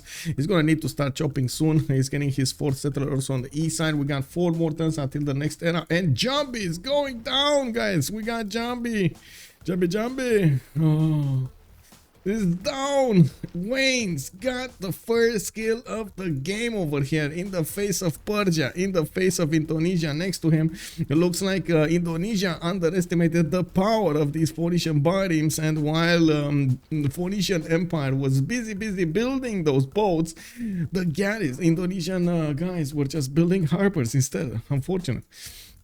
We do have England also getting in there with one of his galleys. He did sneak in behind Phoenician biomes, and as you can see, he can actually access that fish tile if Tyre is not going to finish one of his biomes again. We do have, unfortunately, a 1-tile choke towards the other cities of Indonesia, which will need to be passed through Banger Mason, and you do see Indonesia starting up another settler here. We do need to see if Indonesia is going to keep on pressuring Indonesia so he can get in there and take the other cities. We do have Mari with also bronze working coming up in 2, and I do see a political philosophy also coming up in 4, getting her harbors out, and I do see builders from Bach 3 for some more chops and Susa. Looking at the era score points, we should have everybody over the threshold of 19 points to go. And yeah, it does look like 29, 24, 30, 25, 24, 21, 23, 23 for them. So everybody will get the golden age. Rome did get to finish at Temenanki. He did also choose to go religious idols as a pantheon. And he's getting that extra faith and extra gold coming up from all of these improved mines. I guess he is also fighting an Indonesian warrior that's taking quite a beating over here. There are a lot of marshals on the east side, and this would have been amazing if you would have managed to get Lady of the Reeds and Marshes also, but that's not gonna happen. We do have also Kokkuse figuring out that Cree does have a coastal city in the north. He's gonna need to get in there and try to stop any kind of galleys coming against him, even though he only has 2 cities in the south with coastal bonuses. I'm pretty sure he's gonna want to get a harbor at some point from Rome. He did put his government plaza in such a way that he's going to get more bonuses towards that campus, making it a +3. And I do see another campus here from Ravenna. This city might have quite a bit of a problem reaching the next population level. It's not fresh water. Harbors might be a bit awkward. Let's take a look at okay, what's Phoenicia doing? Level 1 bitems. Oh no, +7 emblem. What is Wayne's on political philosophy? 6 turns political philosophy. Okay, that's okay. 3 turns. That's better. 3 turns political philosophy. He's gonna need to get those. He's getting his Cothons out from Sidon and the binding factory here, and I do see he's also putting down an encampment. He knows that he's gonna need to defend himself against Mari. We do need to see if the chops of Mari will actually go into initial warriors to actually get those improved into immortals. It's quite important for her to actually push her opponent right now, Wayne's, so she can relieve the pressure of Indonesia and at the same time take over the cities of Phoenicia from an early stage of the game. I'm pretty sure if we're gonna see over here 5 or 6 of those immortals, this is gonna be game over for Phoenicia. A bit too hard for him to put the production into both sides. Dido did go for God of the Forge. Yeah, he's getting the God of the Forge. He's getting that extra production over there.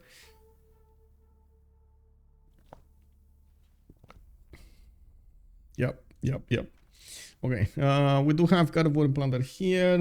We did see Australia. We did see we got to see here Rome, religious idols. Now, what did Mary get? Mari, actually, religious settlements. She went for religious settlements, so she's getting that extra land whenever she's gonna get to settle. And I do see she's also gonna be on 5 cities, getting harbors out. This is a bit bugging me, by the way, going harbors instead of commercials here, but I guess it's fine. She's gonna get anyway quite a few of them, so it's all good. There's a bit too much competition there. Bucket Wiggly, woo! Hello there, sir, and welcome. We're probably gonna see Kongo dominate the merchants anyway. We do have him already on 4.5 great merchant points a turn, and he only has 3 of these upgraded without any markets. Now he's gonna get the markets going from Mubuila, Mubanza, Kongo. I see Nasundi is gonna need to place a district soon also, and I do see he's starting to scout a little bit with his builder to see what's up. What's up, guys? We do have actually Cree settling a few cities on the coast, Makfa Sakahikan on the west side and Mistahi Sipik in the south, while Ahtakakup is probably going to be the connection city of trade routes towards Parsagarde, going to generate that gold for them in the later part of the game. We do have Wayne's getting in there. He's not giving up, man. He got a bone to chew. He's going to chew it silly until nothing remains over there. Oh, man. We're going to need to see how Wayne's is going to manage to do the remaining damage against his opponent. You can see some of his bitems actually already have half promotions, like half experience for a promotion, because he did actually get them back. He allowed them to repair themselves a little bit, patch them up, scotch and tape, and then put them back in the water. And now we do have 2 of these level 1 bindings coming over there with some more that are going to get their promotions going. How close is Wayne's to an admiral? Let's see. Well, not close. Actually, he just finished his Cothons. I mean, first of all, the Phoenician boats, or I should say the initial boats, the galleys and the biremes, don't actually benefit from an admiral, but it's very important to actually get the admirals for their other bonuses. Can you imagine if you'd had like, not the naval military, the fleet one, fleet bireme with +1 promotion? That is scary. That is like caravan level strength. It's just scary, man.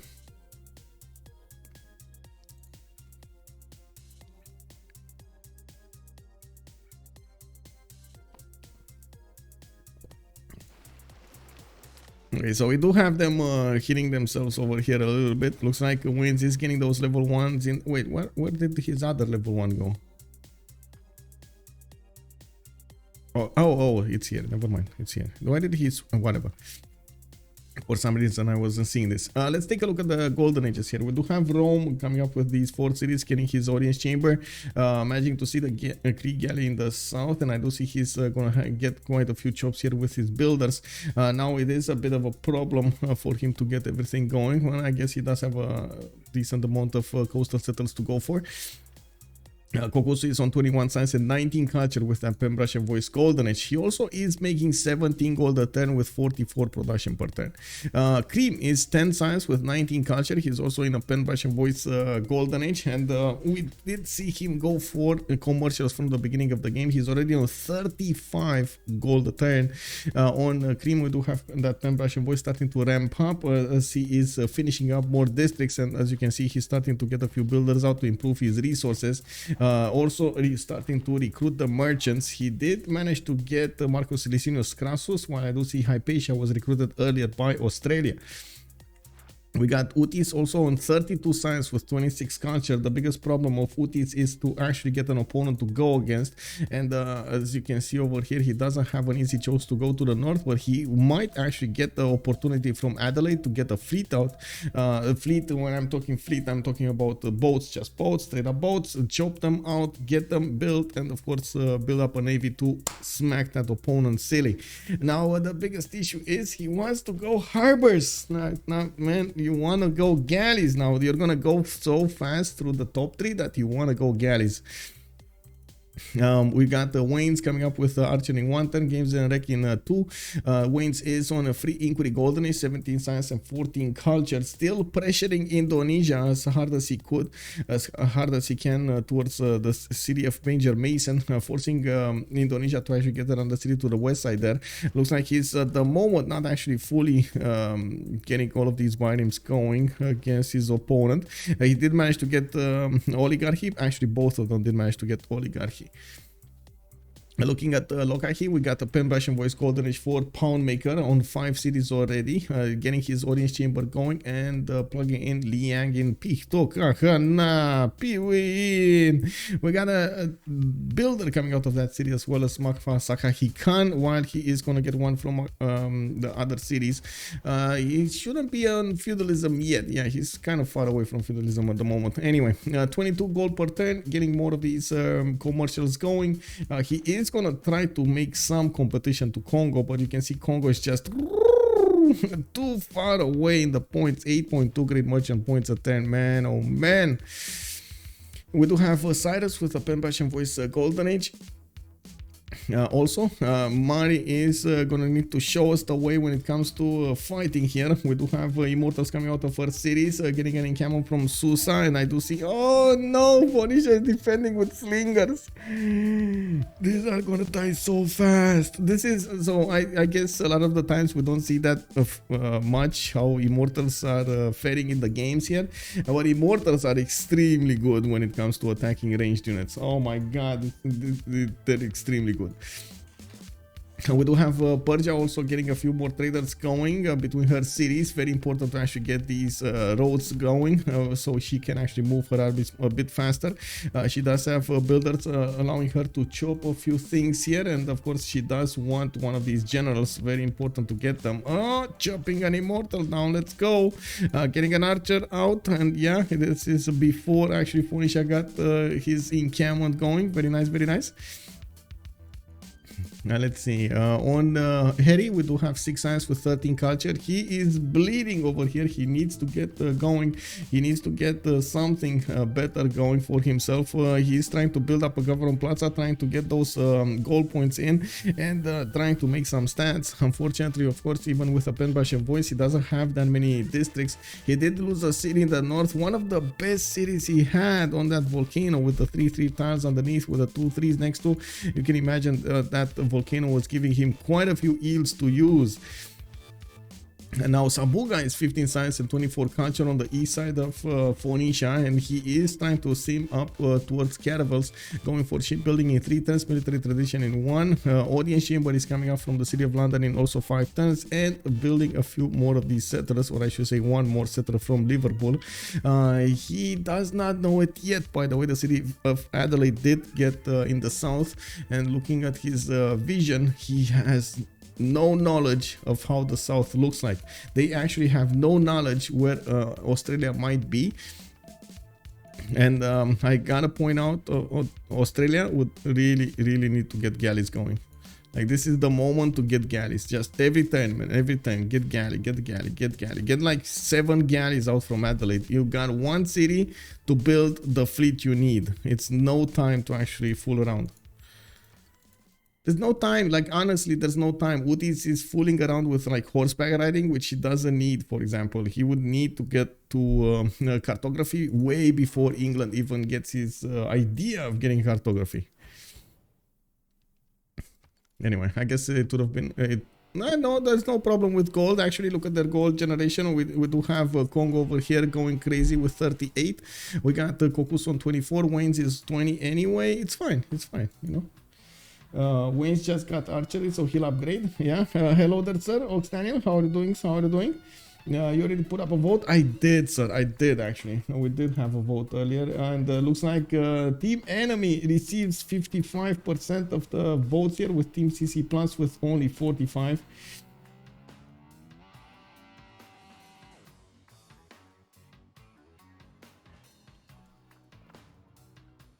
This is the biggest thing coming up between Persia and Phoenicia. We're gonna see a war soon. Those immortals are moving on the front line. We got encampments being put down here. Persia is getting a few builders to chop some more, while she is trying to improve her land also. We do have 3 more charges that I can see, and I'm pretty sure she should actually wait to get the project in chopped from Susa. I do see her. I do see she also plugged in the +2 great general points card per turn. Very important to have that ready and able to get those points in for your general. Now Ugar did also get a swordsman here, making it a little bit harder for these immortals to go through, but I'm pretty sure he's still gonna manage to do the damage. She would need actually a few more immortals and concentrated firepower if she wants to secure the win. And that vote is probably rigged. Vis Electra is here. Whoa, Vis Electra, you're getting a name, bro. You're getting a name for yourself. Okay. Oh, what is this? Vis Electra, the biggest point generator. This is Vis Electra, like Mansa Musa, you know, wherever he was, Mali the Mansa Musa, whenever he was in visit to a city, that city just got an extremely high inflation because he had so much money. Everybody takes money. Anyway, no boats, and I do see England did figure out what's going on in the south here. Still no boats from Adelaide. He's going for a harbor in 4. We do have Outis also putting another city in the north. Maybe he's actually, yeah, he is actually gonna try to go get another city on the coast, while Sabuga is gonna have an idea that might come against him. Can you show Kokkuse's land? This is Rome, right? Kokkuse, yeah. We do have him getting 1 galley from Mediolandum, getting his granary out from Rome, and Ravenna. He really wants his next population level. Why he didn't actually chop and improve his land here. He's getting another center from Antium, and he did finish 1 from Rome, probably wanting to put another one to the north over here. He's gonna need to do something about Cree. Now, I don't really see him trying to struggle to get to cartography that fast. He's gonna need to do something. Um,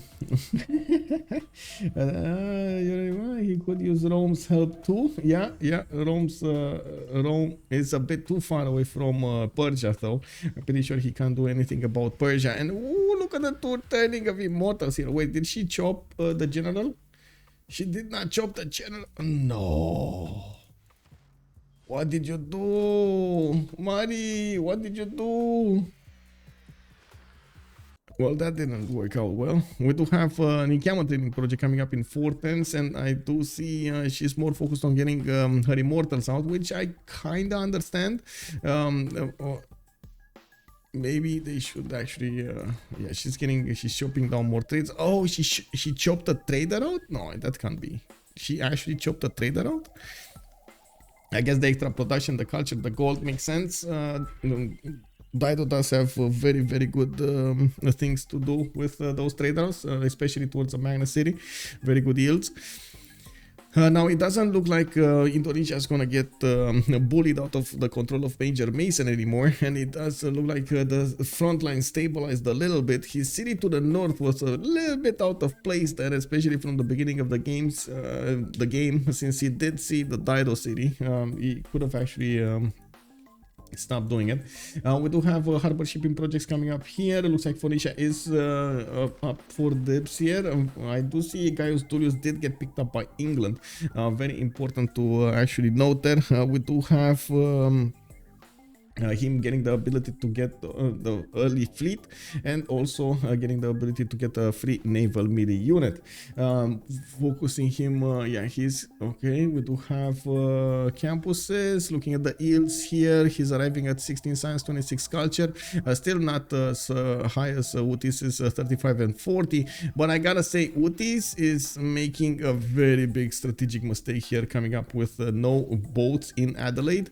He's gonna get to cartography and he's not going to get to use it. This is going to be massive. Like from the beginning of the game, if you do manage to get cartography like 10 turns before your opponent, that's just insane.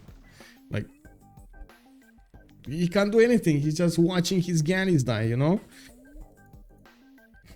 And anyway, this could have been, but it's not. We do have an encampment training project coming up from Susa finally. She would have needed in any case to actually wait for the points to arrive there from the card and of course the encampment, while Phoenicia did just chop his own general out. You can see how much damage these immortals do from afar. They do have a range shot and they will do a lot of damage against these archers. Now the land actually is going to be a bit problematic for Persia to push through without the general. The general is going to be the key here. You can see even the immortals on return, they do take a little bit of damage from the archers, and that's not in ideal terrain, and that's not fortified. We do have more of these coming up from the city of Passagarde. Building the road from Susa will give her the ability to move much faster those units toward the front line. It's only this banana tile that's actually going to be a problem. If Rome would flank Indo, they may be able to take them out. Great Admiral Themistocles is the one with yes, the one with the range production. Actually, I believe it's the quadrim one, right? So it increases the 20% production towards units of the naval range production promotion class, and it gets a quadrim.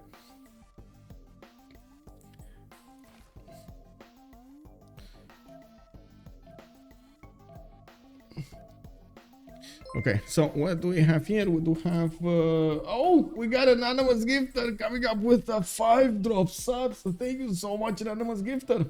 Liege, Baron von Ashes, Barak Loof, Adaboy 204, and W Mart Dracartel. Oh, okay. Hello there, sirs. Welcome, welcome. Thank you so much, anonymous gifter. Looks like Australia might give up on the plans to get another city there towards Birmingham. We're gonna have him go for the river, which might not be the ideal placement he wants to go for. He would want to get more production cities. Oh my god, he's actually building another one of these lighthouse. No, I mean, I'm getting so worried about this. He could have had boats. He could have had the caravels. In 5 turns from now, he's not actually gonna get him.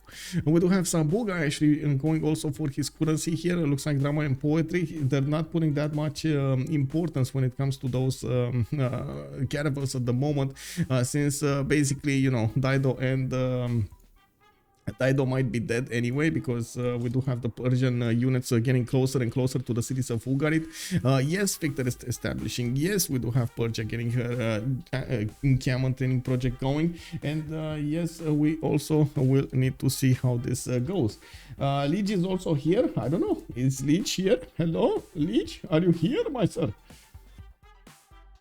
I do not know. Looking at the south here, we do have Indonesia getting audience chamber, putting down his harbors. Campus coming up from Major Mason, and I do see, of course, he did promote a few boats in the east, while Phoenicia did keep the choke plugged as much as possible. We did have one of the immortals actually trying to get out of there, and he is gonna get the extra promotion. He's gonna Mari will need to be really fast on the buttons so she can actually get the promotion going before the shots of the archers go in. Very important to be on point with this one. There's actually a forest fire coming up in the north of Susa. Oh no, it actually deletes takes away population, deletes banana. No, well, I guess that's gonna be more production afterwards, so it's fine. Gaston, this is great. Yeah, my part. Hello there, sir. Good evening. Good evening. We do have Phoenicia with also the possibility of chopping more units. He is gonna get warriors out, and looks like the attack of Persia is a bit late on this. She's now actually moving the general on the front line. She's also getting more of these immortals going, but well, it's gonna take a while until she's actually gonna manage to push through.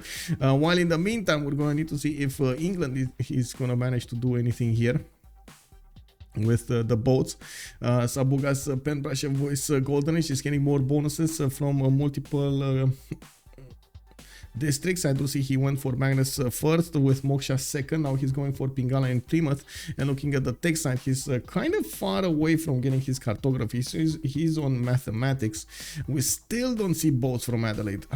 Please get galleys. Please get galleys. A lot of galleys, like 7, 8, 9 galleys.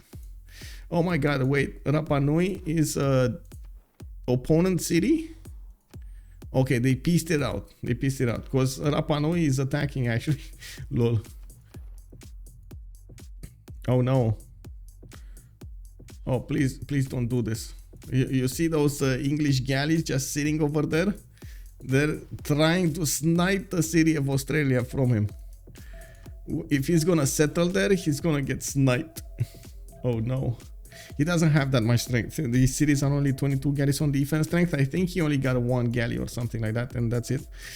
He did start to put cities on the east side. He's getting a theater square in the city of Canberra, and I do see he did go for Ancestral Hall as a government plaza specializing building. Okay, let's see what's going on here, because this is going to be quite important. Most of the shots are available for the immortals. Now the Persian general did get in. And we got another 5 gifted subs. Armada Ziraguza, thank you so much for the 5 gifted. Much appreciated. Dig it dog. We got GDF, getting in there. SF613 via Trex and XL Edit. XLS Edit. Thanks so much for sirs for joining. Thank you, Armada Ziraguza. PD Rocks and Pog. Yes, good evening, sir. Sarkanis, thank you so much for the follow and welcome. We do have to go and see what's gonna happen with the Persian units coming up from the city of Susa. We do have more of these immortals coming in. Of course, Tarsus also coming in with that immortal. I do see lighthouses from Tarsus getting online. I would have loved to see 1 or 2 more builders, and it looks like that's exactly what she's trying to do from the Stranka and Pasagarde cities. They also need to fix their economies when it comes to the next part of the game over here, getting the settler from, well, I should say Cree will need to get that economy going. He did go for City Parks Liang, but he only put it in Picto Kahana Piwi in at the moment, getting those tiles improved with the extra production. I'm not that convinced yet, but he might actually do it. Paddle jump his Liang everywhere to get that City Park going. We also see the same thing needed on the other side of the map. We do have John Curtin with only 17 gold to 10. Waynes is only on 14. Cream is only on 41. He kind of stopped getting more gold. He did manage to get production into Oracle, 2 turns away from Mubuila. While I do see he's getting quite a few builders to improve his land here, chop down and improve his land. These are all feudalism builders with the extra plus 2 charges on them. And I do have to point out, in the merchant screen, they actually passed and passed and passed, and they did not pick the extra luxury resource. They're trying to get the merchants with the extra traders, and as you can see over here, Rome is gonna need to open them up. Now more settlers are coming online from Kongo, and I do see he's starting to chop them. He probably plugged in the card, and in the capital city he did go for audience chamber. That actually gives him a free relic in the capital as well, making it to 2 relics at the moment. Still, he does have piety to the north. He never actually went northward.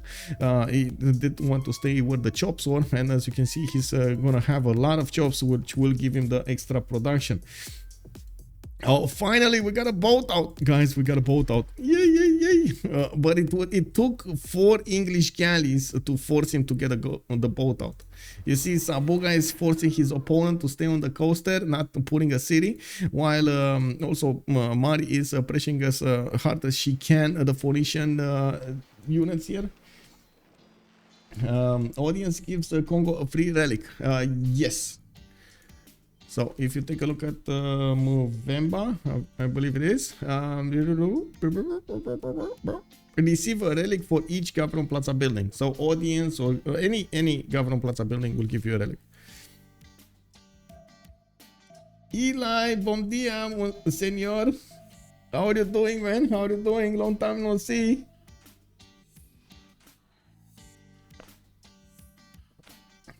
Mubande does not have. Yeah, Mubande. Kongo is very strong, man. Kongo very strong. Kongo very strong, I tell you.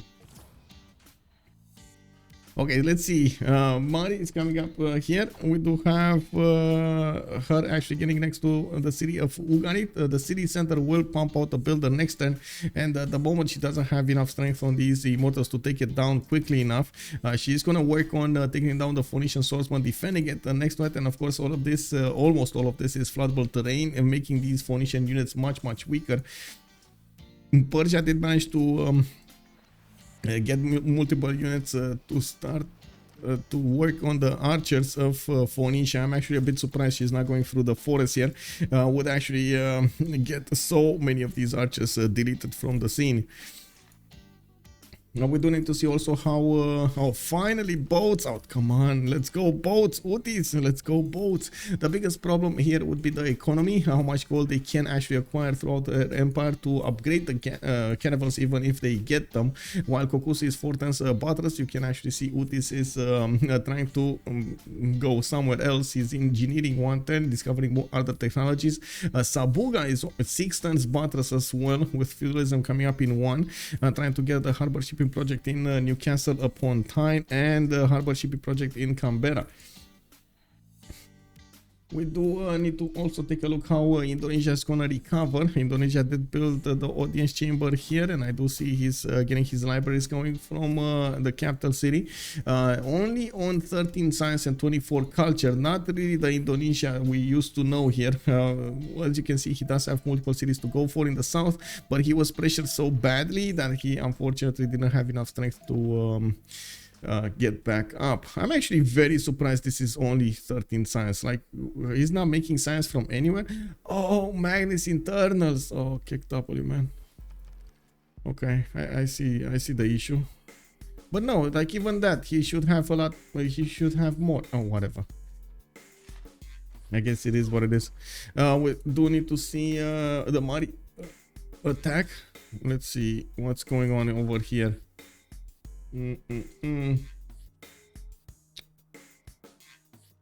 Okay, campus coming up from London, plus 3 to the west. Okay.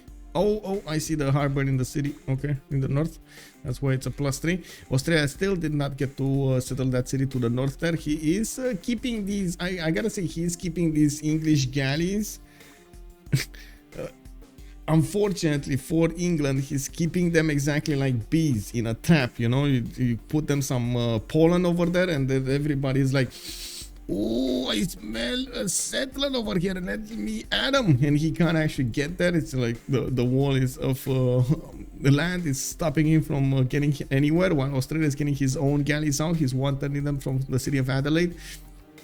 he really needs to click on cartography. Like, honestly, he really needs to click on cartography. He's 4 turns away from mercenaries, and I do see Phoenicia is coming to his rescue as well, sending a few barims to deal with the threat of England, while we do have a few Phoenician barims also going towards the north, towards Plymouth. It would be amazing if Phoenicia would manage to nullify these harbors. By the way, it's gonna take away the ability of Plymouth to ever build a unit. That's actually one of the dangers you find yourself in.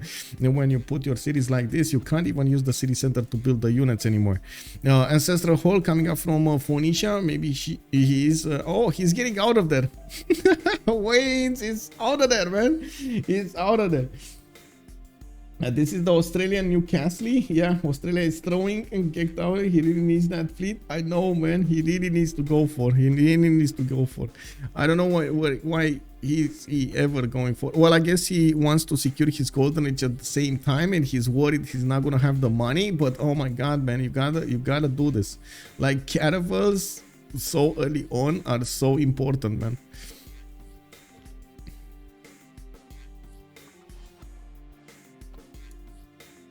We do have harbors finally starting to come out of Rome and Ravenna. Mediolanum did build one earlier, and he's getting the traders going. Pingala was the choice of his initial capital, with Moksha establishing in Ravenna soon. We got Liang in Antium, and I do see Kokkuse is starting to improve a little bit more of his land here. We do have Outis, by the way, on 58 science and 64 culture, with 108 production on his side, while only Lokahi from the other side, which is in a freezing position as well, is coming close to that. We do have him building Great Bath in Pitokahana Piwin, with the markets coming up from his other cities, and finally some campuses in Ahtakakup, in Mikisi, trying to get that science up. He did work on his economy, and actually looking at this, CC Plus does have a very good economy going, with almost every member on about 50 points per turn. We do have Kongo also finishing up Pingala doubling city with Oracle. Let's see this. Let's have some fun, guys. Kongo is making 14.8 great writer points a turn. Great writer points a turn, with let's see, 19.8 great merchant points a turn. Oh man, those points. Tingling all over, man. Let's see. I look at the Ambertine in the Rome's newest city. An Ambertine newest city. Wait. There's a Roman newest city. Oh, this one? There's no there's no Amber here. Are you sure we talking about the same? Oh, this one you mean? The 15331? This one? Yeah. It's pretty good, man. Pretty good. Okay, how many boats? We got 4 boats now from Australia. He still didn't get to settle. We do have... Come on, man. Not machine. Why are you doing machinery? Is he trying to get printing at the same time? Like, Kokkuse is getting his cartography bonuses going. We've got England getting pushed here by Phoenicia. He's getting his galley smacked down to smithereens, and he can't actually build some more here. I was talking about that problem with the harbor, right? That this is actually going to happen quite soon. Looks like also Phoenicia is getting in the main cities, trying to force back the English units. He left his cities all alone here. He's trying to get new boats out with new harbors, and of course Birmingham building some, Hart building some. We're gonna need to see how this happens. Oh man. Let's see, on the west side here we do have Arena coming up from Antium. Looks to me that he might actually try to get a Colosseum going. We'll see if that actually happens. Rome with Colosseum is amazing indeed. Now he should have other priorities to go for. First of all, the Golden Age. 8 more turns until we're gonna see this Golden Age. Kokkuse 39 out of 48 points. We do have a bit of a problem for Persia. Lost one of her immortals while she's recovering a few of them. She's also trying to get Temple of Artemis. A bit of a misunderstanding here, mistiming to attack into Phoenicia. Oh wait, she didn't lose the, sorry, she didn't lose the immortals. They're actually attacking Sidon. Never mind, they're gonna take Sidon. I just saw it. I'm sorry, I just saw it. Like, she went through all of that archer, through all of those archer lines, and now she's actually attacking Sidon. Very nice, very nice. left the city of Ugari to be. You know, it's fine. You can have that city. It's fine. It's all good, man. Get a promotion, get a promotion. Come on, Mari, you can do it. No, the immortal died. Anyway, she's getting new immortals over there. She's actually getting some shots from Ugarit. Now all of these immortals will start to bang on the swordsman. Unfortunately, she didn't use that ability of the immortals to attack from afar. I gotta point out, when they're close like this, you usually do get the auto attack, the melee attack instead of the ranged attack. You have to press R to actually attack, and so on and so forth. It's not as strong, I gotta say. It's not as strong as the other one. And honestly, she should keep on banging on Sidon, because Sidon is getting walls up, and even if she sacrifices one or two of her immortals, it's still gonna be so valuable to take the city away from Wannes. New immortals are making their way through that 4-3 banana tile next to the city of Susa. That's a very Susa city. We do have 7 more turns until the next era, and I do want to quickly take a look at what's going on here on Australia. We do have Phoenicia getting in there. Man, Wannes is just doing so much damage here into the English galleys. He's taking out so many of these English galleys, taking out the production capabilities of Plymouth soon. And he's gonna get the gold from the harbor and the lighthouse. Very nice. I do also notice England did manage to get the city of Namadol soothed, so he's receiving all of that extra culture going for him. Is on 48 science with 51 culture. He shouldn't be that far away from getting his cartography. And finally he gave up. He gave up on the coast there. This was because Australia actually moved. Oh no, he moved away from the coast, man. He actually moved away from the... Anyway, we need Australia here to get those boats, man. Get more boats. All of the boats. Get more boats. Please get more boats. Everywhere, get more boats. And this is not going to be enough time. So Australia actually gave up on an advantage of more than 10 turns to attack into his opponent, while now Sabuga used that time to get his own science up and use that time to get a fleet out. Even if he's getting pressured by his opponent, by the biomes of his opponent here, he's still managing to get enough boats, so he will get to upgrade into cartography. Cartography is on Outis 2 turns away and mercenaries in 1, but unfortunately, as you can see, Sabuga is gonna be there as well, and that's actually exactly what's gonna nullify the advantage that John Curtin had over him. That is very unfortunate timing here. Very unfortunate timing. We do have Sidon actually getting the walls up in next turn. We do have the Persian units managing to delete some units here, but it looks like the Phoenician swordsman did manage to make it alive. Well, I guess we're gonna need to see when she's gonna manage to kill the walls as well. You do have to take into account these immortals do have that range shot. They will deal power from afar, and I'm a bit surprised we don't have more units coming from the north to attack into the city of Ugarit there. Yeah, I guess she tried to use this time to actually get some things out. I do see Temple of Artemis did get finished in her capital city, and getting Golden Age, a second Golden Age, is indeed quite important. We do have actually Kokkuse going dark here, 39 out of 48 points. He's trying to get Colosseum, doesn't have that many chops available, only 2 that I can see, and they are all so far away. But he's getting a Legion out, and I do see he's probably gonna get well, I don't see, but he's probably gonna get another one of those horses there. Cree is also 7 points out, 47 out of 54. He's getting amphitheaters. He's going Chicken Itza from Chincha. Oh my god, if he's gonna go Chicken Itza with this land, can you imagine his 2 turning writers, by the way? Oh man, he has more writers than he can ever actually put into his amphitheaters. Scan Machiavelli, scan territory between Dando and Russia. I think there is a finally an escape settler. There are 2 escape settlers actually. There is this one, Wannes is trying to get there, and there should be another one here. Oh my god, Wannes should really go somewhere around here, because he's not gonna do anything with this one. Wait, he's trying. He's not he's not actually giving up on this, by the way. He's not giving up on this at all. Even if he doesn't have that much science and culture, he's just winging it. Neither does Harry have enough science or advantage over him, but I do have to point out Indonesia will get jonks, and Indonesia's jonks are quite strong. If he's gonna manage to get a few pre-builds going, that is gonna be a problem, major issue. We do have the walls up in Sidon. Looks like the timing for Persia to actually get in there, it has flown a little bit late with unfortunately the power there, and you do see her trying to get a few more of these immortals. She does need to position them properly to actually attack into her opponents from multiple sides and guarantee the kill.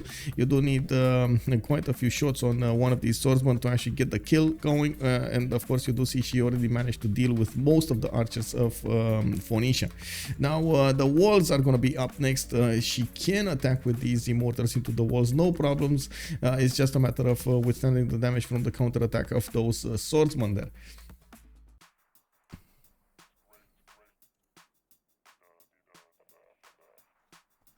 So long as Wayne's irels England, Indo and Persia, him dying is totally worth it. Yeah, I agree. The issue is, can they irel? Can they upgrade boats? So Sabuga is gonna have his own mercenaries, and he's gonna get cartography in 2 turns. Outis is again going for something else. This is not gonna kill England, by the way. Remember I was talking about the magic number you need, like 7+ boats? This is not gonna kill England. And he's giving up fully on the... Oh no. I think they just gave up entirely on winning the game against England. Like at this point, this takes away all of the chances he had to do anything against England. Like there's no more production capability here. This is just going to be a city that at some point in the game the frigates will take it out, and that's it. That is quite unfortunate. I'm not that convinced he can do anything on the other side. Like looking at here, I guess later on he can do something against the Cree. 1, 2, 3 cities taken away, even though Rome will probably be a little bit faster on the buttons there.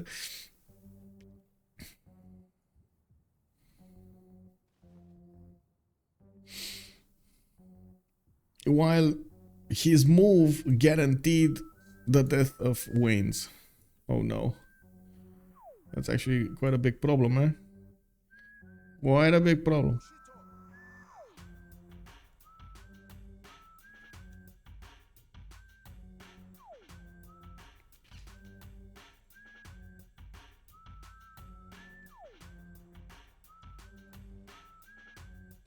Goober Dragons on stats wise.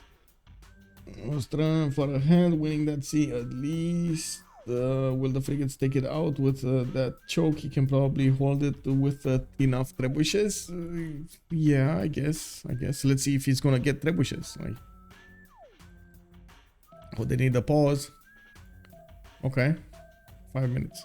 Okay. I mean, they can just pause for themselves. I don't need to do it. Okay.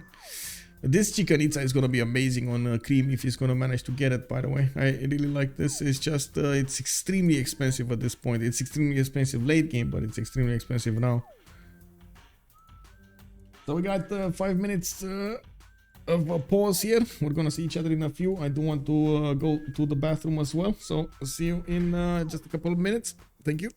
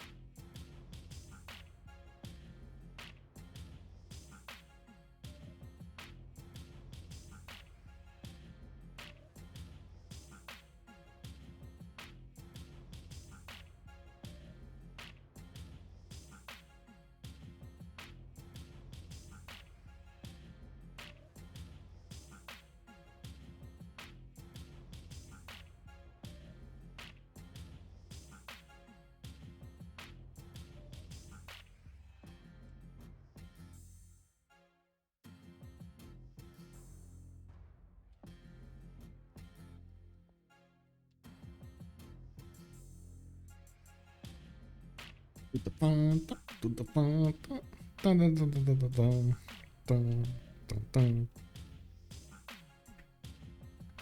back. Wayne stayed beyond the other team and forced them to build a military instead of infrastructure. If Rome would at least do the same to the Cree, then Congo can walk away with a win condition. Well, I guess Kongo could only go for something like culture over here. He does have a good setup going with 3 already amphitheaters in the theater squares, and I do see 4 actually in Kinshasa. He's going to have a lot of culture going into the next era. He's already on, let's see it, 120 culture. He's only on 25 science, and of course, he's gonna need to start up on his campuses soon. He did manage to build the pyramids in Mvemba, and I do see that Paititi Settle is just waiting for him. The best thing that we do need to take a look at now is, of course, the era score that comes out from the players here. I do see Sabuga is 11 points out from getting his golden age. Might not make it, but now he's actually so far ahead with the galleys. He's probably gonna have control of the seas if his allies are gonna lend him the gold. We do have Harrey also very far away from getting his golden, 3740 points. He's trying to get the galleys out and building up a fleet of his own to overmatch the Phoenician boats. He did manage to stay tightly behind the choke of Danger Mason, using the ability of that city center to heal the boats and also making and replacing them on the front line there. Mari is on 1 point away. She is managing to guarantee the golden age here, and I do see she's going to have a +3 campus, for example, coming up from the city of Tarsus. That might actually be the one guaranteeing her golden age. I don't think she got a +3 anywhere else. That's the first one. It's gonna be a splendid one. It's all good. We do have also Lokahi, 53 out of 55 points. Was building Great Bath, did finish Great Bath in the north. I do see he's going for more of these libraries, harbors out, and he's getting pushed by the seas, from the seas. He, well, had the opportunity of getting one of these great merchants, but he still is passing them as many as possible, so he can try to get dibs on those merchants. Now, I do want to check out later when the game will be unpaused if he did manage to actually get his card site and snatch one of those merchants with the extra trade routes. Wayne's is also 10 points away. It's going to be quite some time until he's going to manage to do it. 4 turns seems like an eternity. John Curtin is on, let's see, current era score 60. He needs 3 more points to get there. He's building a great lighthouse. He's securing his golden age. Okay, Cream is 57 points out of 54, and we got Kokkuse here with 44 out of 59. Very far away. He's not gonna get it, or is he gonna get it? Like he's trying to get Colosseum. He's trying to get a Bath. Okay, he got his Legion. He's getting us Horseman, and he's gonna get a Merchant. Not enough, I would say. Like the Bath is 4 points, the horse is going to be 1 point. He needs 11 points, man. Oh wait, he needs more. He needs 15 points. That's a lot of points. Colosseum would have been amazing if he had chops or enough production in the city of Antium. That would have been quite something.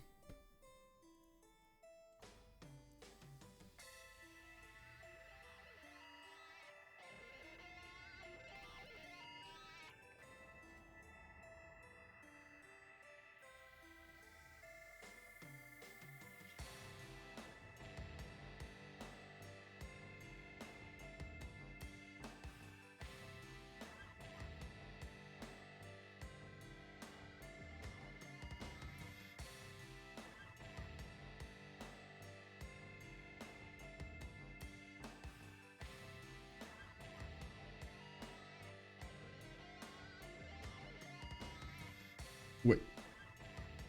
Oh, they did put the team plus both of them. Okay. Very nice, very nice. So we do have Aritium coming up with another city on the coast. It looks like, yeah, we got more boats coming in there, so he can try to overwhelm the Cree nation. He is also going for how to say, he was going for cartography. I do see Wayne's also trying to get there, while Sabuga is gonna be 1 turn away from cartography. Lokahi is 4 turns out, and I can't say he has a fleet on the west side. He only has this fleet in the bay here. Now he's starting to chop some from Sakahikan, trying to get the balance going from the other side. We do have also still these Persian attacks against the Phoenician swordsman. Looks like Persia will still need to position her general in a proper place. She did try to pressure Sidon in the south, couldn't manage to break through the defenses, and now she's probably going to retreat the Immortal in at a safe distance. We do need to see if Australia did also manage to get the... He still did not get his boats. What did they never plan this out? As in, did they never plan? Because this is the only reason I have, right, to think about this. Did they never plan out to have Australia kill England here much faster? Because okay, sure, that I can understand, but oh man, they 100% could have killed England here. Anyway. We do have Persia, yeah, starting to move her units. You can see how much these Immortals do, especially with the Great General and the promotions against the Swordsman of Phoenicia. They are taking a lot of damage there. She did manage to also get a unique improvement, the Perideza, next to Zranka, giving her some extra bonus points of culture and gold. While I do see she is over the necessary threshold to get a golden age, she's also getting a catapult from the city of Susa. While I'm actually surprised she's not hitting the city with these Immortals, but I guess it's fine. She would need to use the extra movement of the Immortals to get around the north and try to pressure the city from multiple sides. She does have 1, 2, 3, 4, 5, 6 tiles that she could hit Ugarit from using the extra range of the Immortals. I do see also Kokkuse is managing to get the era score points going for him. He might actually have discovered the monarchy. Let's see. Yeah, he did go into monarchy. We do have him on 55 out of 59 points. Finished the path, finished the legion, got the horse out, and he's going to need to get more points going somehow. He's trying to get one of these merchants. He's only making 3 points, and he needs 26 to actually get to the next merchant. He's 2 turns out, and it looks like that's 1 turn too late. Yeah, we do need to see if he's gonna manage to get it going. We might actually see him try to piece one of the city-states or seize one of the city-states levy. There are a few solutions now that he has a few more points to get there. We do also need to see Wayne's if he's gonna manage to get the golden age. He's 48 points out of 55. He's moving his... Where is he? Okay, there we go. Now it's good. Now he's actually... I think they... So initially, I thought their plan was to actually attack into England, but then Australia figured out he's way too late to the party. And then they talked it out, and Phoenicia would have probably made the decision that, okay, these are actually going to be safe settlers. Because the initial movement of these Phoenician settlers did give me the impression that he's actually going to want to keep going here. Like he had, he stopped Indonesia from building anymore on his side. He took a city from him. He's stopping Persia from pushing into him. So all in all, it was a kind of a stalemate here. Now with more of these Immortals coming online, it is going to be tougher and tougher for Phoenicia to keep the defense. And of course, with the catapults coming online, Ugarit is probably gonna die. It's just a matter of time, or it should be just a matter of time. I guess I think we need to take a look at the initial I would say at the initial moves here of the Immortals to see exactly what is she shooting. I think she shot the swordsman from inside of the city, and Phoenicia just replaced it. Yeah, I think that's what happened here. You can see the lack of movement here. Let's see how much damage she's doing. Mastro Teku, England caravels in 1. Yep. Wait, Sabuga, I think he got his caravels. Yes, sir, he got his caravels. Now he's going directly for Phoenicia and sending probably a few of them to plug the chokes of Australia. While Australia did upgrade his own caravels, this is way too late. And he only has like a few caravels here to deal with this. England does have the caravel fleet that will just stay nicely tucked in to the north between those volcanoes, and that's it.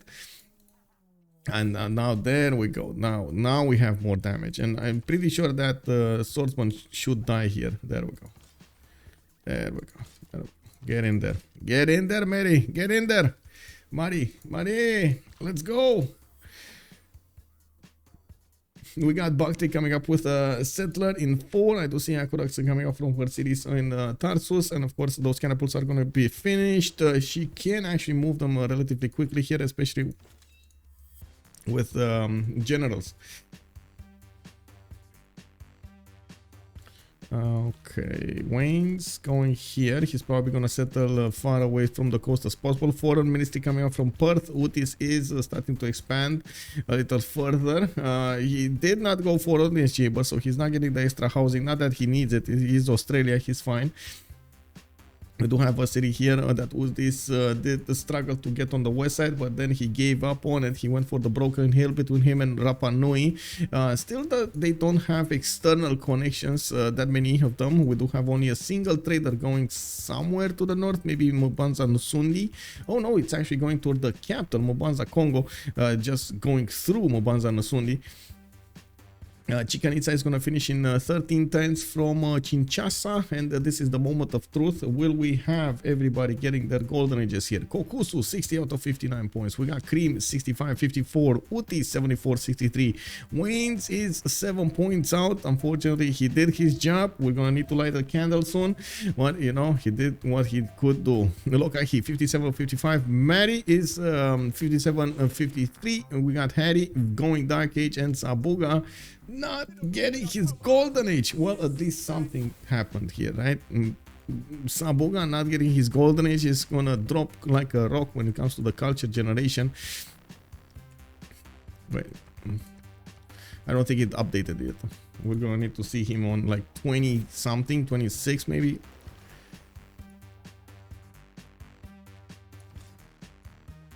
Okay, moving. Catapult, go. Go.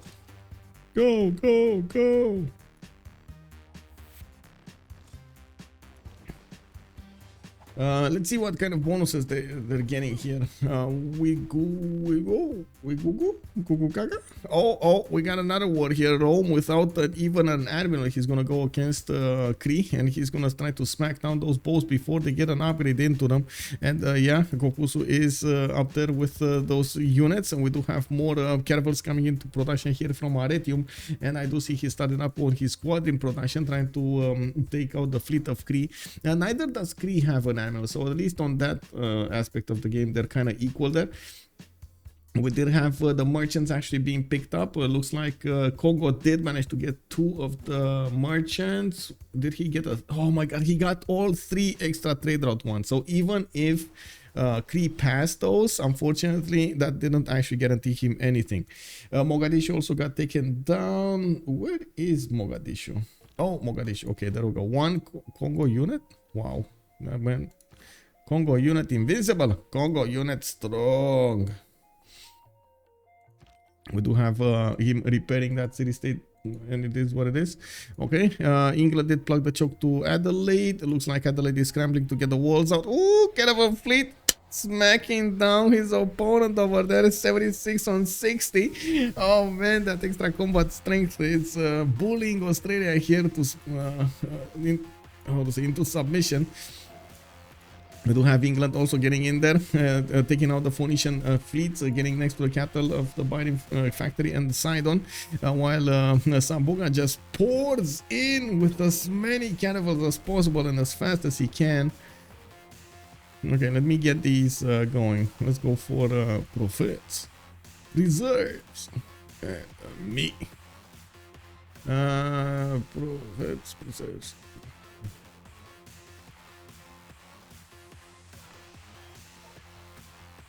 Okay, profit, preserve, me.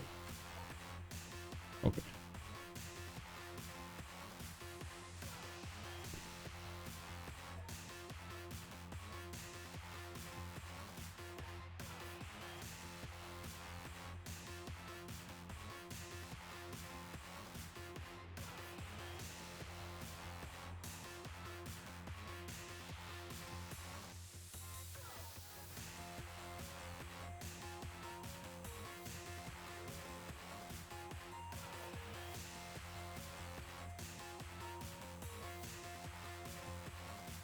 Can I see if Waynes has skill issue in this game? Janus, I think you're gonna need to read him. I don't know, man. I don't think we can know from this, but he did manage to take a city. The only city in the game, he took it, man. He took it.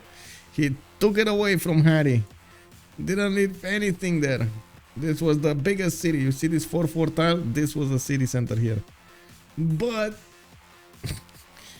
he did miss a trader pillage because he pillaged the road. So, you know, there's that.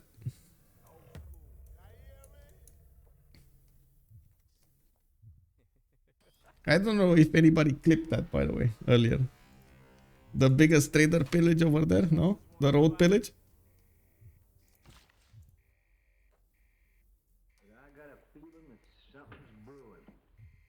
Yeah, he got the road, man. Yeah, he got the road. It's still, like, look, he destroyed the road. It's still destroyed. Like, he got the road, man. He slapped it silly. That road ain't coming back, man.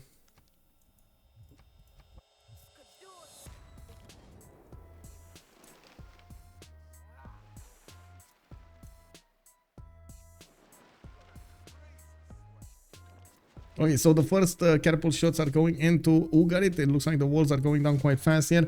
Persia is going to need to deal with the other units as well. Wannes is, well, his power is waning. We do need to see if Mari is going to manage to deal the final damage on that city. And we do see Mari is actually... you know, feeling safe enough to actually get another settler from Zranka, getting one from Bakhtri as well as more builders from her other cities, so she can actually develop more her empire.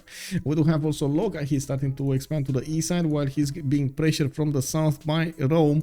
Now we do have oligarchic legacy coming up for both of them, and they do have the military alliance going. Yes, yes, yes. Looks like on the eastern front, Mari did just lose one of her... Wait, did she?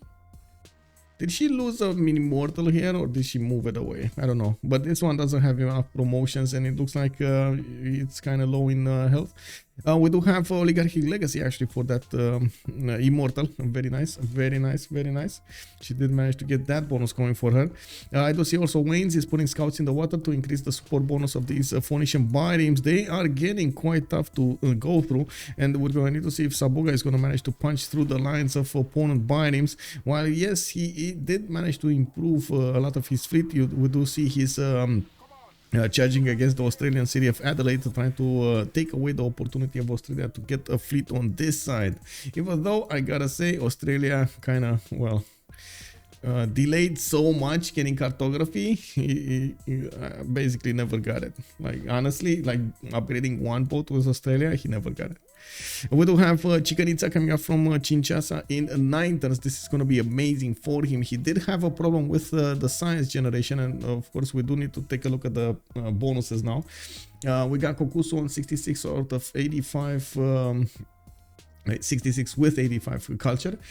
We do see he's going against Lokahi. He's 55 and 63, and you do see the gold generation is actually very, very good on him. Also, thank you for the follow, Vida84. Hello there, sir. We got Cree on 100 gold at 10 with 153 production, 56 science, 181 culture on Mvemba at Zinga. He should be making a decent amount of tourism as well. He's on 43, definitely needs to ramp that up. We do have him in a second pen brush and voice golden age. Outis, 102 science, 98 culture. He's in a pen brush and voice golden age, and I do see he is on 168 production also. While Wannes is on a 9 science, 25 culture, 33 production. Well, normal age, because you know he's not going anywhere, guys. Let's be real about this. You know, let's be real about it. He's not going anywhere. We do have Lokahi also with the 60 and 70. Looks like Pembash and Voice was his choice here. Still on 246 cities. He is trying to get another 2 out, 3 out. It did take him a little while to actually get this third expansion phase going, and he's getting pressure from the south by Rome. Rome would 100% need to get his quadrims into frigates so he can withstand the upcoming attack, or I should say push through the remaining fleet of Cree and push him back to the city of Mistahisipic, take away that city from him. The gold generation is 100% a problem now on enemy. You do have only 100, maybe 110 gold being generated by them, while on CC Plus we do have hundreds and hundreds of points. Wow, 380 points coming up from, actually more, it's 400 points coming up from them. I can imagine they can afford anything they want right now. We do have also Mari that did manage to get pen brush and voice, and I do see her successfully attacking into the Phoenician defenses. Even if it is later than we imagined, she is successfully attacking and taking down that city, taking down a city from Wannes. We do have her on 44 science, 74 culture, 51 gold at 10 with pen brush and voice. Getting for a ministry from Pasagarde and building up more campuses while she's getting more settlers going. Very nice, very nice. I like her ability to get both at the same time. And we got Harrey here in a dark age. He is gonna start improving his quadrims into those unique units, into his jongs, and we're going to see when he's going to couple them up with some scouts. I don't see scouts in the water. This is a bit bugging me, but it is what it is. Okay, we do have Phoenicia trying to delay the takeover of the city of Ugarit as much as he can, but it's not going to be long now. We do have just Persia finding the R button, and she is shooting down that city every turn. Maybe take out yeah, there we go. Take it down, take it out, take it out. We do have also Sabuga in a normal age. He did sacrifice everything so he can get the fleet out and maybe get a kill on Phoenicia, while Wannes is actually keeping him on his toes. Look at that, Sabuga cannot get in through that one-tile choke, especially now with the scouts in the water. Man, the skill of Wannes, man. He's fighting 3 people at the same time, and he's like, he's like kung fuing them everywhere, man. He got a city from one. He got a defense. He pushed him back another time. It's like the skill of the crouching tiger. And then we do have England with so strong boats, the biggest moves over there, the biggest punches. He can't get in. He can't get in. Like Wannes is just there stopping him with the move of the Padawan. Upgrade Indo with zero gold makes sense? Yes, exactly. Cool whip. Hello there, sir. How did Indo become irrelevant without making boats? No, he got a lot of boats, bro. He has like boats is no issue. It's the other stuff that's the issue, you know, like the economy, the cities count, everything else. He lost his second settle here. He put a city right in the face of Phoenicia, and then, well, Bidim's galleys. I think you know what happened, right? What's the melee score look like? We do have Kokkuse 762 military. Lokahi is on 437, and I do see he slowly Rome is pushing through the Cree defenses. He's getting the 3 shots on multiple Cree boats here, making them pay for each tile. And we do have upcoming, a lot of quadrims actually coming up from Kokkuse. Man, this guy is out for blood over here. He's not fooling around, guys. He's not fooling around. Kokkuse, not fooling around. Flexing at this point. He needs to stop doing everything and make 2 settlers from all 3 cities. I mean, he should have done that like 10 turns ago, man. But I know what you're saying. And I agree. I agree. He should have done that a long time ago. One Vesta, hello there, sir. Good evening. Good evening. Whoop, whoop. Oh man, did I show you the picture, by the way, with Leia? Oh my God, you gotta see this. The dog in the picture over there. Let me see. She got big, bro. She got big. This is Leia right now. Let me see. Where is it? This.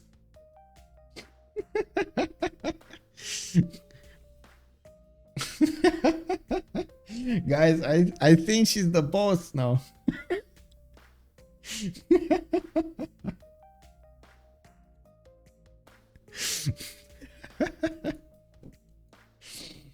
Indo way over prepared. Yes, yes. Ugar, it goes down. We got Mari going in and managing to take away that city from Wannes. It looks like it's all up to Persia over here to push her opponent because Sabuga cannot do it. We do need to see Mari also get more units on to the front line, get her stats up because she did actually expend a lot of production to get this army up. And of course, you do see her managing to get 157 production. Everyone but Kongo is building military and Wannes is taking on 3 Civ6. Nice game so far. Yeah, I agree. Throw down to at least 6-7. Yeah. We do have Kongo, by the way, finishing up Apadana in his capital city, and he did get all of those slots plugged in. Oh no, he got so many, man. He got so many. He definitely needs... oh no. Wait, he didn't get his third relic because he had... oh, Pikachu face, man. Oh no, he didn't finish it. Okay. I saw him building it for him. Oh no, it's not. Okay, I saw something else. It's fine. It's fine, guys. It's fine. We do have... no, to say you do have Chikanitsa coming up from Chichasa. I was very worried, by the way, that Kongo would have actually gotten his how to say his second specializing building in the government plaza, and he would have gotten the second free relic, but he didn't have the slots prepared. This would have been so bad. By the way, he did manage to get Michelangelo, which will allow him to get the sculptures, which also have will give him the extra bonuses in his capital. This is amazing.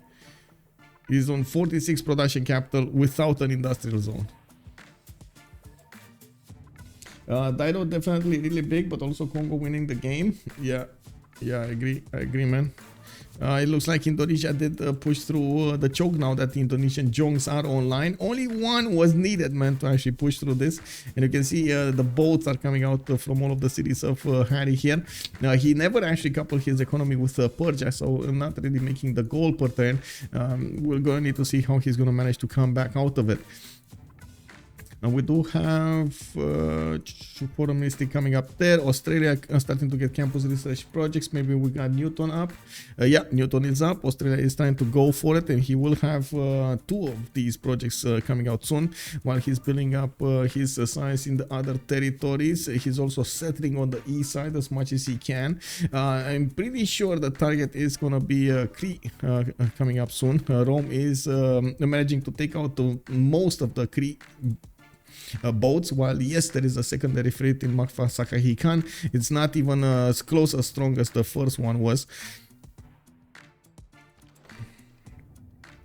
Now we do need to see how fast Kokkuse can actually do the moves next turn. Very important. He could take out 2 of the caravels and then swoop in and take the next one. Now we also have upcoming frigates, a lot of frigates coming up from Kokkuse. We do have next turn actually Outis getting square rigging, while Kokkuse is 2 turns away.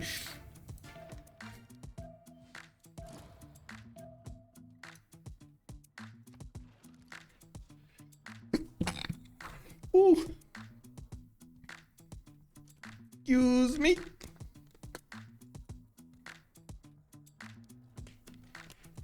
Okay. Upcoming attack. Let's see the moves coming up from Mari. Mari is gonna try to go against the remaining units. Sidon is probably gonna be the next one on the chopping block there. She could easily move those catapults in range to attack the city center. Unfortunately, most of her units will be on that floodboat terrain tile. And we do need to see if it is going to be enough strength for her to actually keep on pushing there. We do have also from the east side, England keeps on banging on these bottoms, but he cannot go through. While yes, there we go. We do have catapults moving in. She did get a secondary general, by the way, Trung Track, which is slowly getting the bonuses for these units. That unit, by the way, does have in 3 points. He's gonna have a secondary promotion, getting him the extra heals. Very nice, very nice.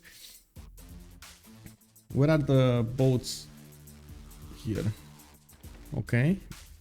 We do have the Jong starting to move. They will break the defense of Biden factory and also Sidon. They're gonna break the walls. This is up. This is going. Wayne's is unfortunately not gonna have that many cities left. He did manage to put KTY in the south, while of course we do have Australia starting to get. I don't know why he started to get boats here, because he's just gonna lose them. Like these are never gonna get going. Well, I guess maybe I am underestimating things, but Outis is going industrialization. He will need actually a lot of ironclads if he wants to do this. It's just a problem. Anyway, looking on the west side here, we do have Australia. Taking a look at the fleet of Rome, the newly built fleet of Rome. We do have Roman frigates coming online, which will allow him to actually get going here. Okay. Alright guys, I gotta say, oh, thank you so much, Heinig Dave, much appreciated, sir. Let's put up a poll here. Let's put up 2 polls actually.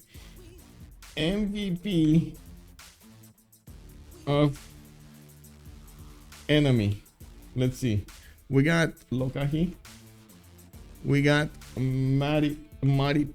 We got Harrey or Sabuga. Guys, who do you think is the MVP of this game from Team Enemy? Come on, let's go. Okay, Rome is moving in with new caravels, trying to get in there and keep as much as possible Cree in his doorstep. We do need to see the frigates come online, and of course they are getting in there slowly. They're just gonna get to shoot next turn, slowly taking down that Cree caravel. You can see the one in the city center is very low HP anyway. Indo, it's MVP. Another city goes down. It looks like the Jong did manage to do the damage. We got Mary there with the catapults going in. She did manage to also take out the remaining strength with her immortal, and now she's gonna go for the binding factory. We got Mary getting big.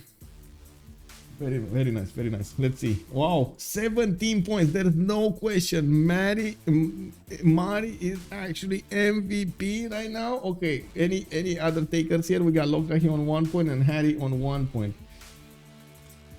Casually put in all my points so the Polish player wins. I mean, I don't. Man, she's actually from Brazil, bro.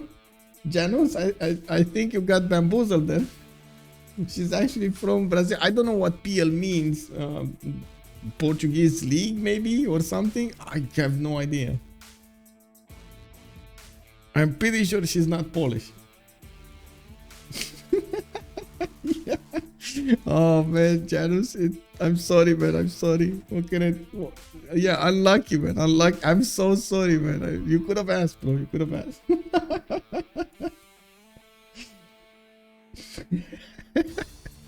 Oh, we do have England actually pushing back all of the units of Australia. Australia is just defending with 1 unit in the city of Adelaide, and that's about it. He got his harbor pillaged here.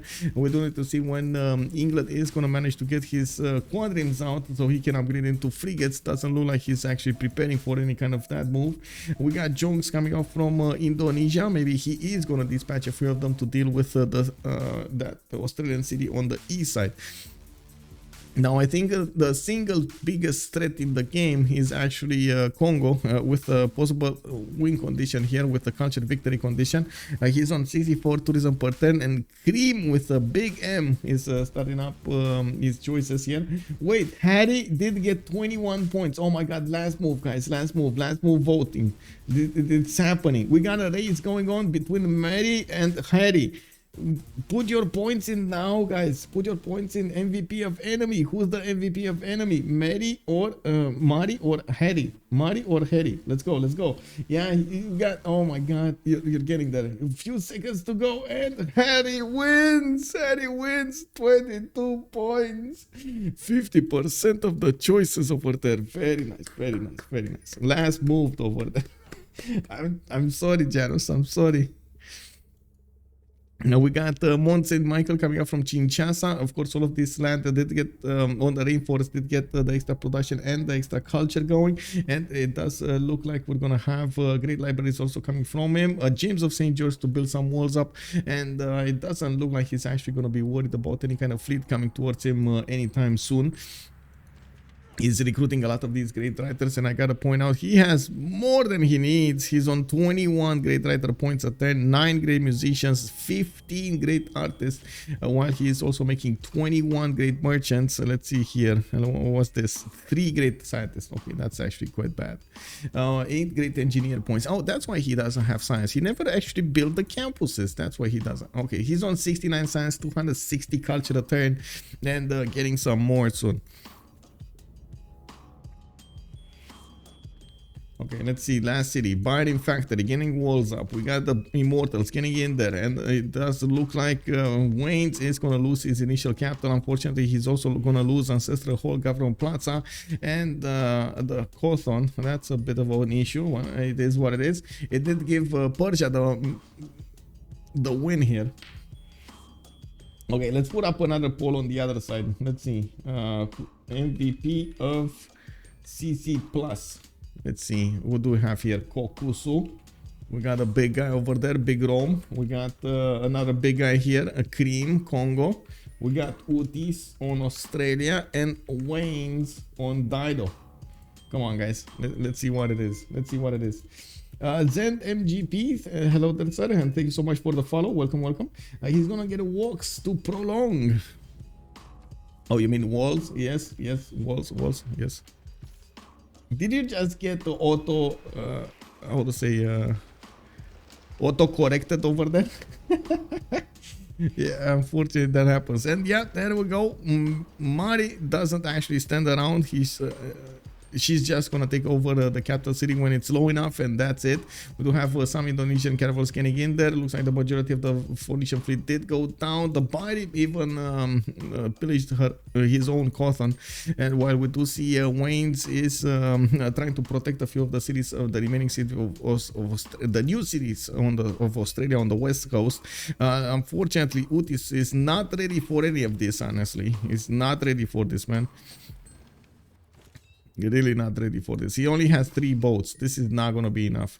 We already have Indonesian caravels, a lot of pre-builds. I'm pretty sure Jongs are going to be soon to follow, and they're going to take out these walls. He definitely needs to get ironclads and battleships if he wants to be competitive here. And the ironclads are very far away.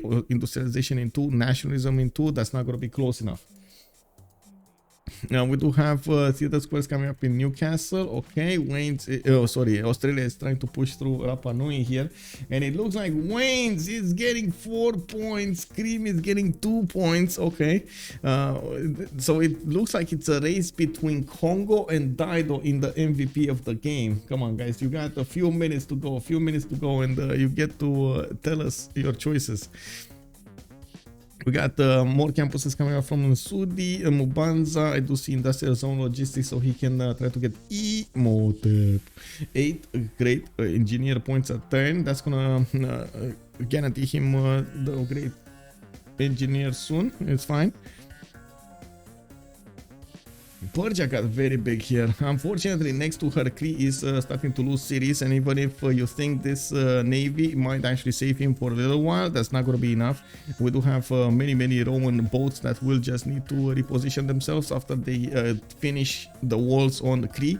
There are over here 3 frigates that are shooting down those walls, and the city center is going to make quick work of it. And I'm pretty sure he's just gonna need to repair these boats and get them on the west side here.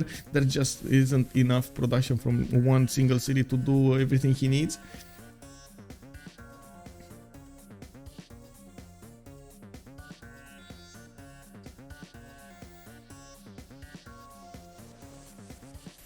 Okay, let's see the attack. Bam, bam, walls are going down. Almost. 6 out of 75 fortification health remaining. And Wannes wins. Dido did manage to withstand and take out cities from his opponent, from 3 opponents. Can you imagine? Indonesia lost a city to him, and then lost a fleet to him. Then England came in, lost a lot of boats, and was forced to defend himself against Phoenicia. Phoenicia also forced Persia from his west side to push into him on land, and managed to withstand Persian attacks for 30 plus turns. Very nice. The city of Ugarit is a hero over here, a heroic city.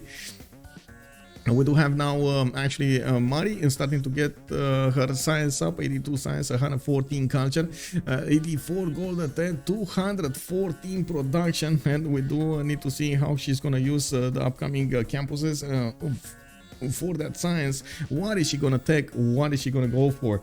She's on the same coast as her allies, and I don't think she's actually gonna need to build up a military anymore. She's probably, I'm thinking, you know, trying to do some thinking over here. I know it hurts, but you know, sometimes it is necessary. You might need to go industrialization. You might need to go for later technologies, maybe some boom booms. I'm thinking boom booms here. Anybody thinking boom booms? We might see some GDRs. Yeah, that could be also a thing here. Other than that, it doesn't look like she's gonna have any other opportunity unless she thinks of out of the box strategy to go and D-Day Rome here with tanks. There's nothing gonna happen there, right? So very late in the game, Persia will actually get her bonuses going, or I should say get her importance going. We're going to need to see her also. There's another thing, a third strategy. She might need to put up a defense against that culture victory of Cream. While Cream at the moment is not pushing it that hard when it comes to getting the tourists, he will start to push it really hard, especially after he starts finishing most of the majority of the wonders, and also manages to get a few more cities out and starts to recruit these musicians. He did manage to get the first one though. The first musician is on him. Very important. Johann Sebastian Bach. This game is, to be honest, no way enemy can still win. Felier, bom dia. Good evening, good day to you, sir. How are you doing? I did see two new teams in the how to say, in the wildcard tournament. We got quite a bit of skill on both of them. Very nice, very nice. Alfred GG agreed Idaho has really bought enough time for Australia and Congo to do stuff. Yeah, I'm very curious what Australia is gonna do here. First of all, he's getting Venetian arsenal. That's not gonna help him. Look at the fleet. Oh, the danger. This is like in the Mist movie. Have you ever seen the Mist movie? This is like you never see it. It's in the fog of war there. Let's see. It's in the fog of war with only one single tentacle coming out over there. Woo! And then everything comes out, you know. Man, that movie, bro.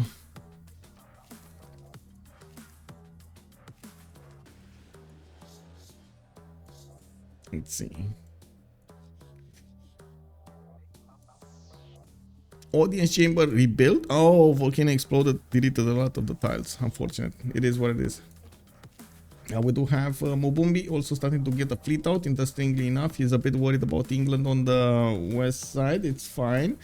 He does have the opportunity to actually take out Sheffield if he wants to. That's a city on his coast. We do have him with the ability also to take out Liverpool and Manchester. If he's ever gonna get to battleships, that might be a bit too far out for him to go for. And we do see that he's plugging in Reina. A bit surprising he didn't actually plug in Reina in Mvemba. That seems like it's the highway for these traders to go through, but they already make a lot of gold. Like on this side, CC Plus does have everything in the bag. Look at that gold generation: 157, 134, 150, and 22, I guess, from Wayne's. Man, Wayne's only mission is gonna need to settle these tiny islands and get Cothons out and get trade routes going to his allies. 260 culture Congo on turn 65. Yeah. Man, who said Mobande is the only Congo? You know?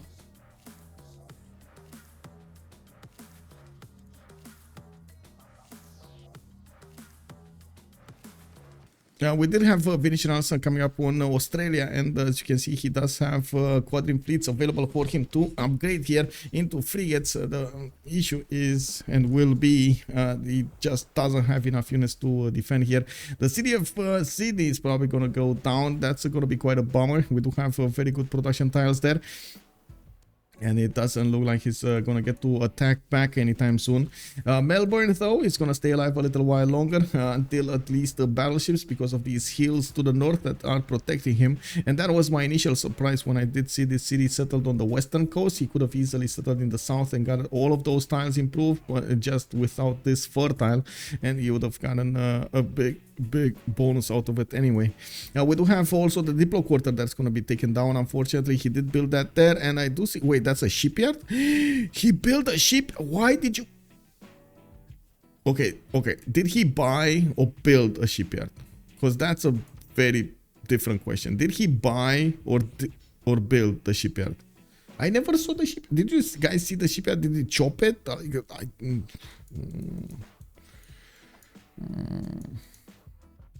Anyway, we've got universities coming out from England trying to make up for the loss of that possible free inquiry or the pen brush and voice.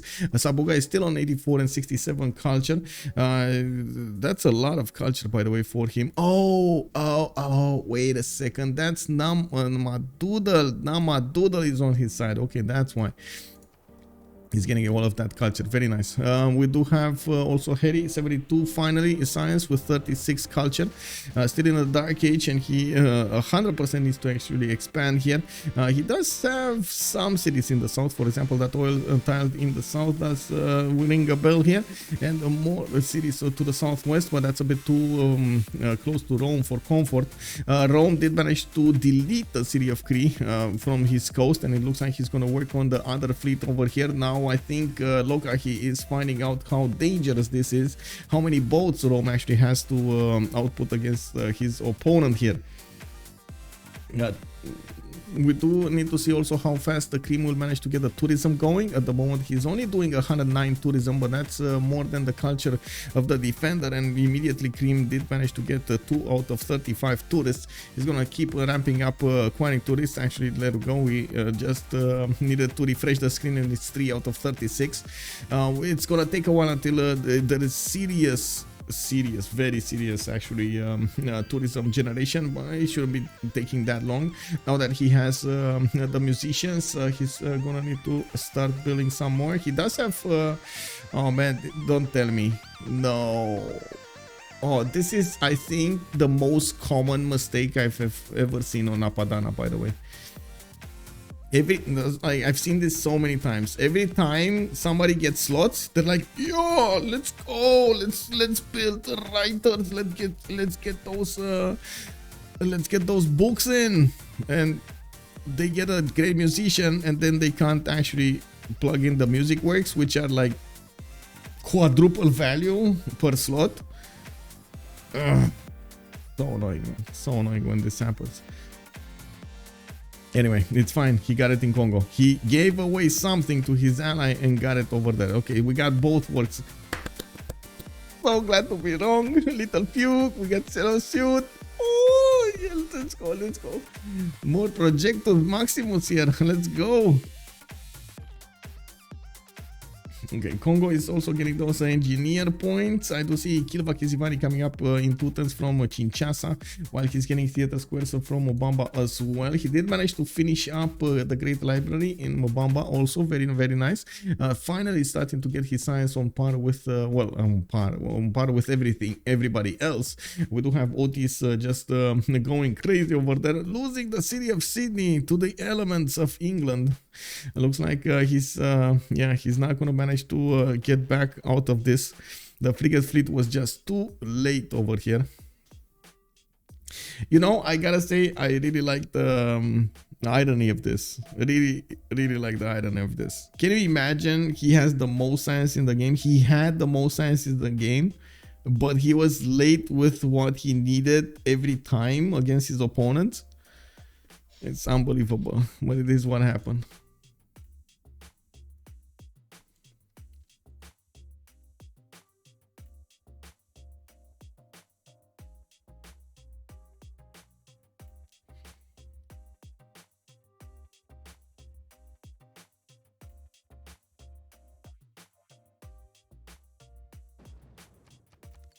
Yeah, there we go. And the city goes down. City is no more. Adelaide is going to be the next one up. We do have a Sea Dog Armada slowly chewing on those walls. And of course, the English caravels are just waiting to take away that city from him. Outis just lost his Diplo quarter, and that is going to put him back a little while. We do need to see if it is going to be enough to stop them, CZ Plus, from actually winning the game here. We do have also England starting to get settles on other continents, so he gets his extra trade routes. You see Brighton, you see Stoke-upon-Trent. All of those are going to give him trade routes, very, very good. While, of course, Persia is trying to get the kill of Akisivani from Pasargade. Unfortunately, well, she doesn't know it is going to be finished next turn on Kinshasa. We do have more spies coming out from Buila. Finally, Mbanza Kongo starting to get a campus going, and I would have loved to see actually a campus from Buila. It just needs one more pop probably for an extra one of those slots there. We do need to see how Kongo is going to manage to get this win in the future. He does have the most production in the game with 263 production points. In the technology side, he's going for mass production, while he is going to get pushed a little bit by England here. He really needs to actually get his own cartography. I do see his galleys do have the ability to fleet up. It's more of a problem of getting the technology of cartography than anything else. He's also trying to get Huite Okali in this city on the east side, and I'm still extremely confused why he got Reina in Mubumbi instead of Mubamba.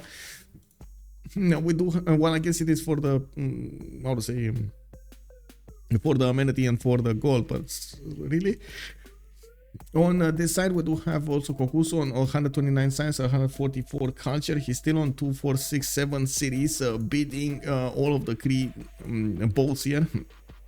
There's one more city that is going to need to be taken down. It has cliffs all over. It is going to be hard to actually push through, but I'm pretty sure these frigates will manage to make quick work out of it. The walls did not actually start building in that city center, and we do have a religion finally for Cree. Okay, that's Defender of the Faith with Zen meditation, the first religion of the game.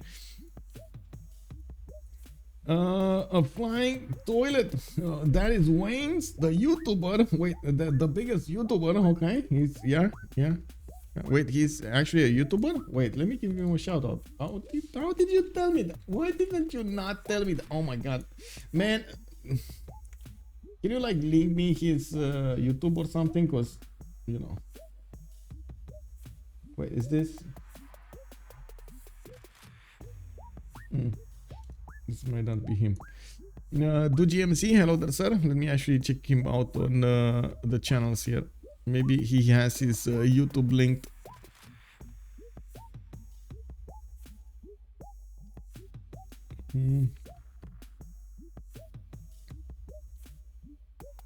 Oh, he does. Okay. I see. Let's see. Okay. So there we have it, guys. There we go. Flying toilet, maybe. A flying toilet with Wayne's DS over there on YouTube. Yeah. Well, we do have the initial shots coming up from frigates against the Makfasakahikan. We do need to see if Cree is going to manage to do the walls in time. He does have, well, he doesn't have any job. He does have a job, but he doesn't have a builder for a job. While more frigates are coming online there, it looks like the initial caravel is going to withstand a decent amount of shots from the frigates, and he does have another one, a caravel fleet that could replace the one on the front line. We do need to see if Rome is going to follow this up with anything else. I don't think so. Doesn't need to, unless you want to take a land army into account. Kokkuse did manage to get a decent amount of culture going with good Colosseum. 2, 4, 5, 6 cities Colosseum coming up from Antium. He did start building this one a long time ago and managed to get it right now. He could also try to settle on the east side. I'm actually a bit surprised we don't see cities, for example, next to that volcano on the 3-2 tile, where he would have had access to all of these marsh tiles. Temenaki giving him quite a few bonuses. Moving to the south with another settler. Again, a lot of marsh over there available for him to develop cities in. We do also need to see if there we go, English fleet and the Indonesian fleet don't have anything to do anymore, nor are these English galleys have anything to do anymore. There are so many galleys over here just wasting gold, unfortunately. And Sabuga doesn't have any more gold. I'm actually very surprised he didn't delete them. Why is he not deleting them? He did manage to take Adelaide down. That was the city from Australia that was on the western coast that was pushing, of course, tried to actually make a push. The second he gave up on it, he gave up on the city as well, and as you can see, that city went down. Sabuga managed to push it through with these sea dogs. We do have caravels coming up from Canberra. We got Perth also getting. Why is he building fleets actually? Why is he building boats? There's no way of connection, right? Is there a way to connect? Wait, let me check this out. Is there? No, not here. Here? No, there's one tile too much. Maybe here? Maybe. No, no, not again, no. Maybe late game. That's very late game though. Anyway, could have one East City. Wait, what could have on the East City? Panama Canal is 2 tiles. Tizui, hello there, sir. Yeah, but that's a hill, right? Come on, bro.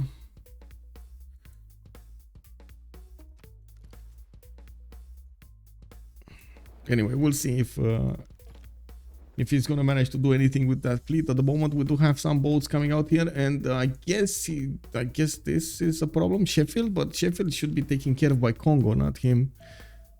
And of course, we do see that Rome is managing to take care of all of the attackers. Maybe they don't know the map. I think they don't know the full map. We got extra vision over them, so I'm pretty sure they don't know the full map. We do need to see also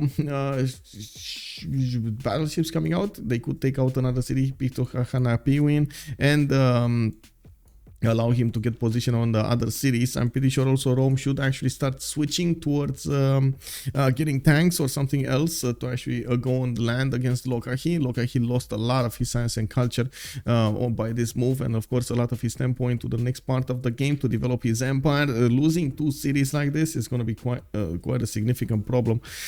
We do have him placing a few more cities in the water in the east side, and as you can see, he's coupling his economy with Persia, getting themselves a little bit more gold. Persia, man, Persia has everything. 132 gold, 132 culture.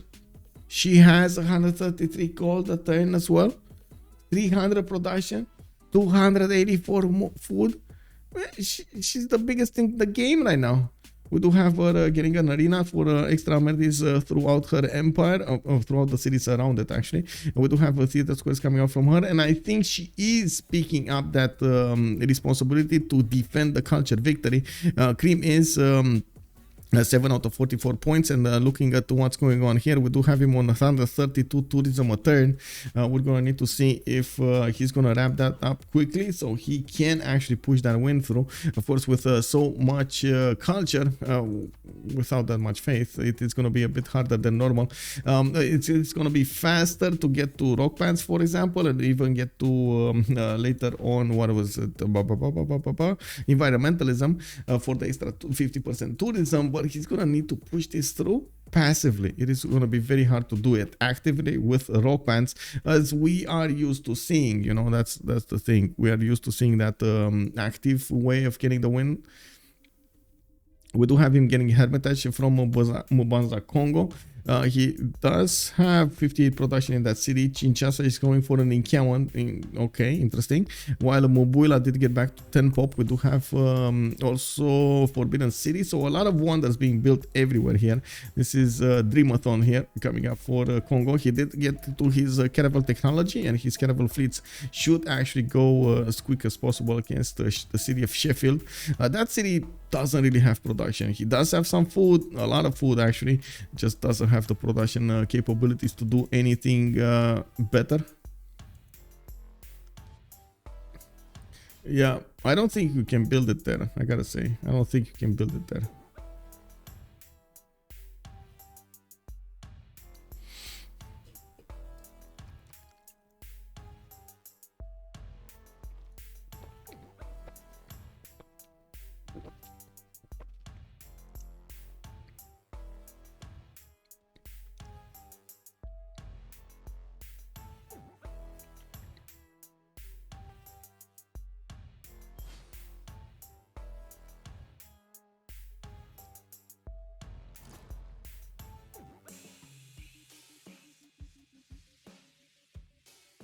Okay, still the score is coming out from Lokahi as well. Okay, he's gonna try to do some culture. Not on the same level as Persia though. You can see a mausoleum of Harrey coming out from Tarsus. Wasn't this building already somewhere? Let me actually take a look. Oh, we got privateers coming out. Where is this fleet going? What is he up to? There's something that we're not seeing over here, and I'm getting concerned. What are we not seeing about their capabilities of getting to another part of the map? Like, the only reason would be to nuke Cree later on, but he's so far away from getting a nuke. Anyway, maybe that's it. Toothwise, hello there, sir. Medicine also calling out. Okay, calling out early. Good evening, Medicine 017. Have a good night's sleep. I did mean if Manchester one tile higher, he could have placed canal on Rice. Now, what happened to Wayne's? Wayne's, man, he's on one city over here. 2 cities. He's on KDY and the MTW. That's it, 2 cities. He got 3 versus 1, man. We got Persia on land. We had Indonesia from the south, England from the east side, while Australia dipped a toe in the city, in the ocean. He didn't actually get a fleet out, unfortunately, to help him. So he remained over there, 1 man against 3 opponents. I gotta say, I was quite excited earlier when I saw him beating everybody. But at some point, you know, he couldn't do it anymore. It was too much. Whoa, cartography in 25 turns. Oh, that's a long time, man. What is this? Get to his 200 science, 116 culture. He did finish his steam power, getting a decent amount of production boost. 240 though. We do have Cream on 291, Kokkuse on 205, and I do see on the other side Sabuga's 212. Mari is on 347, and then Lokahi on 215. We do have shipyards coming up from the cities of England. They do not lack production, but they do lack stats overall. Kokkuse getting more science and more culture every turn here, and he does have. He did manage to win the war against Cree on the coast, managing to nullify the advantage that Cree was trying to get over here to try to poke the fleet of Rome back into his cities.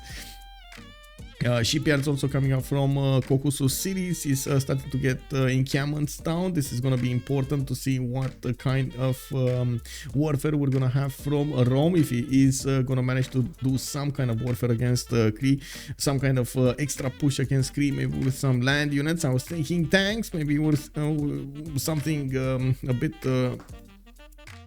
earlier, like Cuirassier Corps might do the trick as well.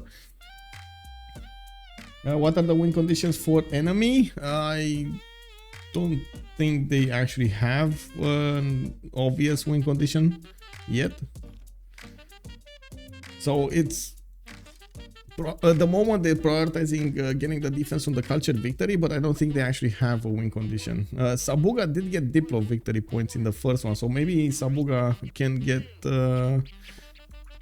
Can he? He can actually get to civil engineering and of course try to get Statue of Liberty. He's gonna need a religion though. He's gonna need to get Mahabodhi Temple. Nobody built Mahabodhi Temple, and it's gonna be hard for his opponents to deny it anyway, so we might as well try to go for it. Like, get a city over here in the north, just chop it down.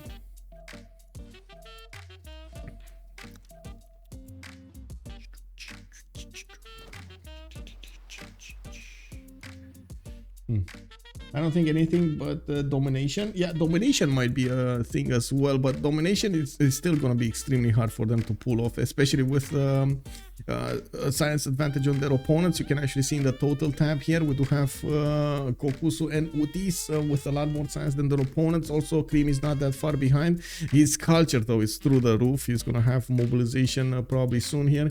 Cultural heritage coming up in 1. Finishing up universities for science, good measure, and I do see him going for Potala Palace from Kinshasa. Quite important to get slots when, of course, you're going for a culture victory at the same time. Forbidden City coming up from Sundi, and I to see him pushing the city of Sheffield back into the Stone Age. We do have a caravel fleet attacking it, and it's doing a decent amount of damage, a chunk of damage over there against the city center.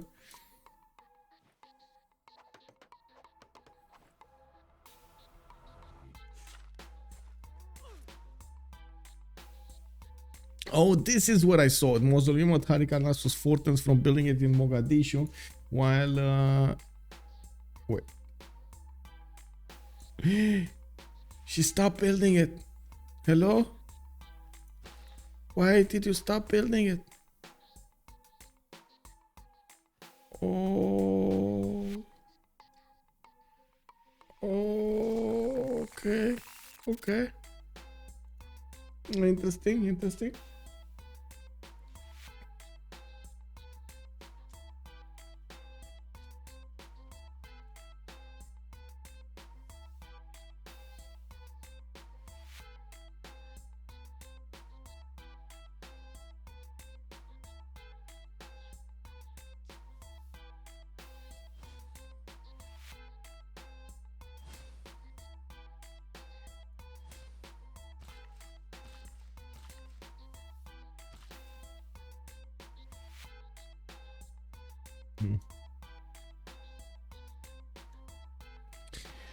Who did manage to get Newton? It was Australia, right? Yes, Australia did manage to get Newton. I did see the bank merchant also somewhere around here. It was actually on Kongo. Oh my god, he gets extra 2 slots over there in the capital city. Campus Ibn Khaldun, that was Australia again. So he has both of those powerful ones from this era. Let's go for Formant Arrest, maybe. Okay. Let's go for Confucianism or Bridge Dam. Actually, nobody has dam, so you know.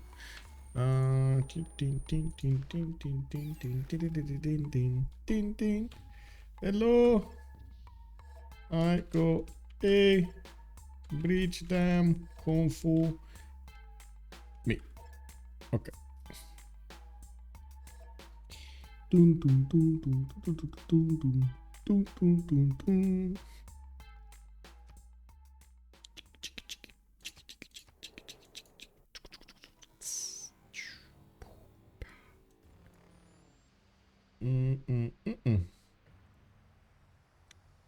Yeah. Yeah. Yeah.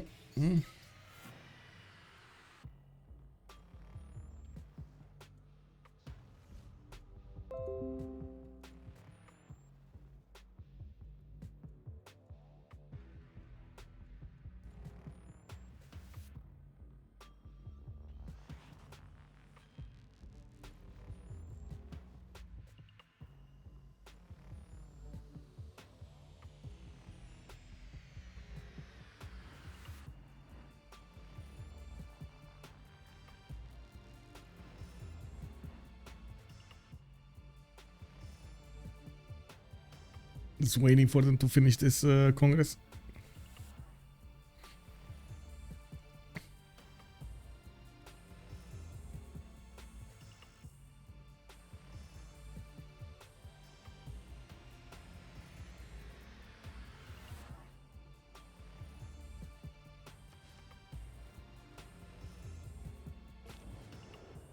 Okay, let's see. Score. No, overall. Oh, wait. This. Neutralized governor are unavailable. Confucianism plus 10 religious. And Sabuga did gain 2 Diplo victory points. Okay, very nice, very nice. They actually managed to push that through. Very important. Vogan Stroop, hello there, sir. Thank you so much for the follow. Welcome, welcome. We still have boats being built by Australia. Outis still needs to actually show us the way what he wants to do here. Oh, he's getting another city, man. He's getting another city, bro. He's putting another quarter in. Is this gonna happen? Outis, with the biggest plan, he's actually gonna go and get ironclad fleets against England, which are getting to one-shot these caravels here. You know, one-shot, two-shot. Oh my god. Oh, and all of the boats are running away. So this was the plan all along. He's gonna get the canal over here. Is this real life?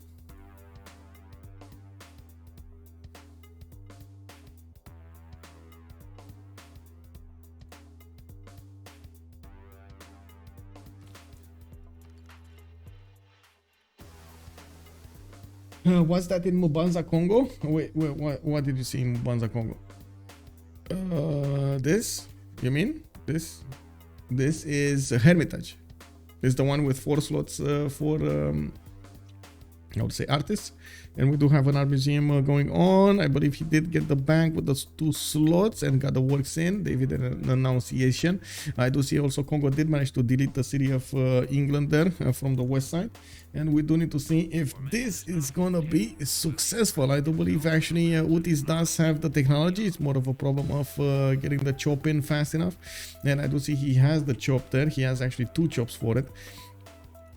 Yeah, he really wants this city, man. He really wants this city. I do see he also prepared himself with 1-2 ironclads. I see multiple caravel fleets also. I do see privateers coming out, and he is turning ironclads from his capital. This allows him to use all of his production in his initial cities to put boats out on the west side towards England and Indonesia. This might secure them the win well before culture victory. Cree is 10 out of 55 points. He's actually growing a little bit faster than the defense of his opponents. We do have Mari over here with only 92 points of culture. Did finish a few of these theater squares, and now she's getting the amphitheaters. Very important to get the points up, but she's gonna need to get also the projects for the writers. Those are actually gonna give him the necessary points of culture, I mean, for the defense. Canal, yes, Machiavelli. We got Canal coming up soon. Yeah.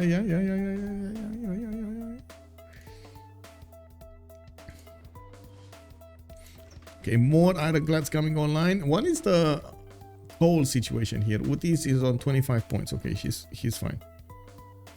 And I do see he's still waiting on the settler. He's not really moving. He's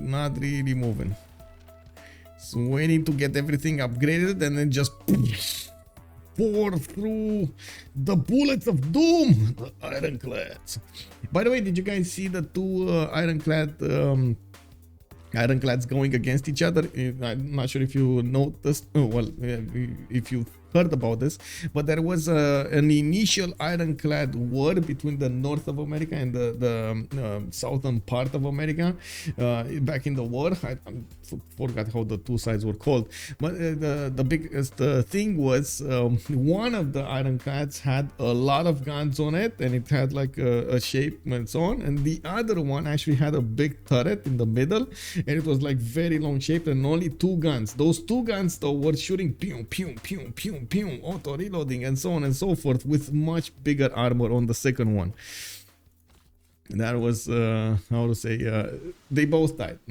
It's fine, they both got taken care of. They couldn't manage to do anything, but they did manage to take out a lot of ships, the normal ships with them.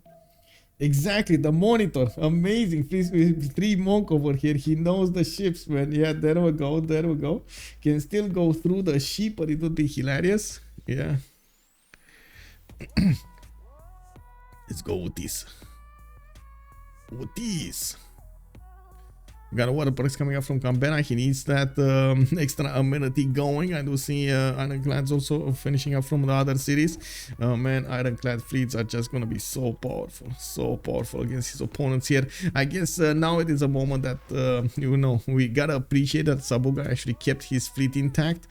He does have the upgrade button for caravels, doesn't actually get his technology to go up high as ironclads, and I guess we're gonna need to see which one will bite the dust first. Is it gonna be Indonesia? Is it gonna be England's fleet? Is it gonna be a combination of the 2? Is it gonna be Persia? We're gonna see. At the moment, it looks like Outis is just preparing his attack going against his opponent.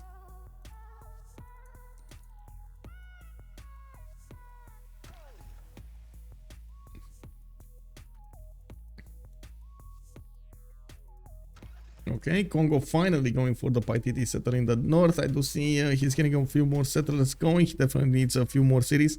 1 city state got taken down. Not sure where though. Let's see. We got Lampung also getting a fleet in the water, in the middle of the water, doesn't actually matter that much. Where did that city die? This? No, this is Tokopon-Trent. I don't know where it died, honestly. This, we've seen it multiple times. I don't know, a city state died somewhere.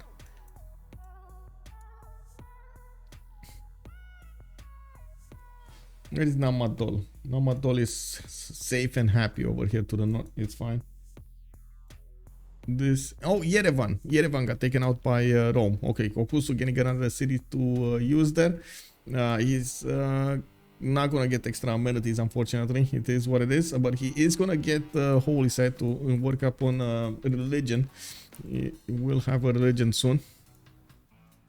Looks like he's also getting a few coursers out. He might actually try to do some kind of pillage maneuver against Cree and, you know, poker him to see if it's still living, while he's getting multiple coursers from Antium and Mediolanum. Maybe he should actually start building up a few encampments so he can get those generals also. Kongo took one of their eastern side. Wait, he did? No. I mean, I know he took this one, but I know. Oh, eastern side. You said east. No. Oh, Mogadishu? Wait, well, that's a long time ago. And Mausoleum at Halikarnassos did actually get finished by Cree. It looks like Mari, because she didn't want to fully finish. She prioritized something else in the meantime. She actually didn't get the chance of finishing that wonder anymore.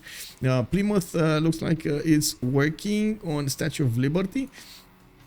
He put it down. I don't know if it's actually working, while of course I didn't actually see anybody trying to get those points. Sabuga is on 7 out of 20 points for a Diplo victory, but he might actually die entirely to the boats of we got Canal in 3 turns coming up from Locheston. We do have Persia, also Indonesia actually, with the caravels directly in that city's face. That is a 70 strength city. It's gonna be extremely tough to take out.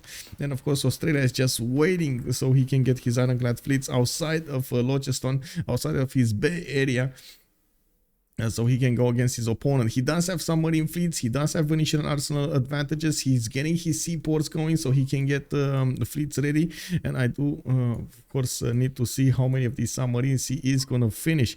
The submarines are actually a very awkward unit, as in a very powerful unit in the sense that you can build them without needing to worry about resources. That is extremely important when it comes to a lot of boats.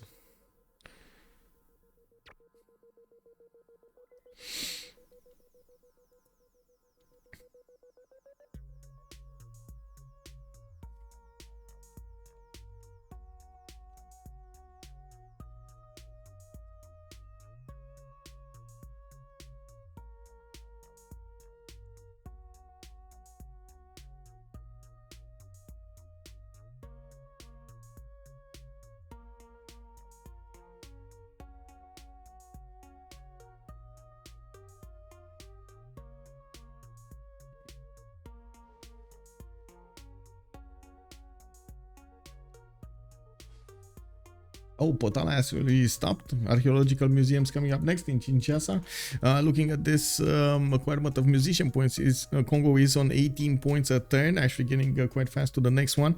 He's going to need to be careful to actually do some projects. Persia is on 45 musician points a turn, started to get those projects in, so she can actually ramp up her culture generation. She's on 195 science with 137 culture, while Cree is on 500 culture and 132 science. Cree is also on 261 tourism a turn, and it looks like he keeps on ramping it up, but didn't yet get to I would say to the 50% ones. I forgot it again. Environmentalism and computers. It's gonna take a long time with this science to actually get to computers. We do have 2 more turns for the canal to finish in the city of Locheston, while of course there could have been a military engineer here that might have helped this, but he didn't have any how to say any encampment anywhere.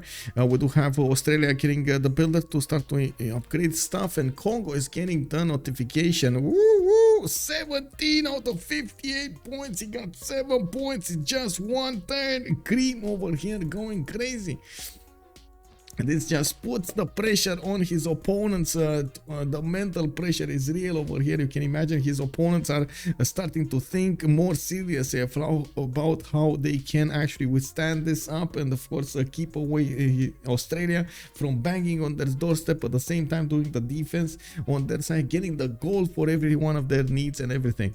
We do have Lokahi 59 points for goal per 10. Mari is on 164. We got Harrey on 121 and Sabuga on 232. Looks like they did manage to cover all of their expenses and then some. They are actually doing quite a. They have a good economy right now. On the other side, CC Plus. Does have Cree with 296, Kokkuse is 180, and Outis on 84. While Wannes is sitting in a corner, and yes, he's trying to get more economy going. It just takes some time. Like religion Kongo. Oh, okay. Okay. Oh my God, they're actually gonna go for reliquaries for Kongo. Kick W, bro.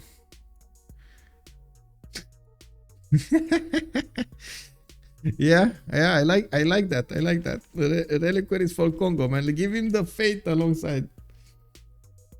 Enemy going for a Diplo victory seems desperate unless enemy stays nuking capitals diplo way. Yeah.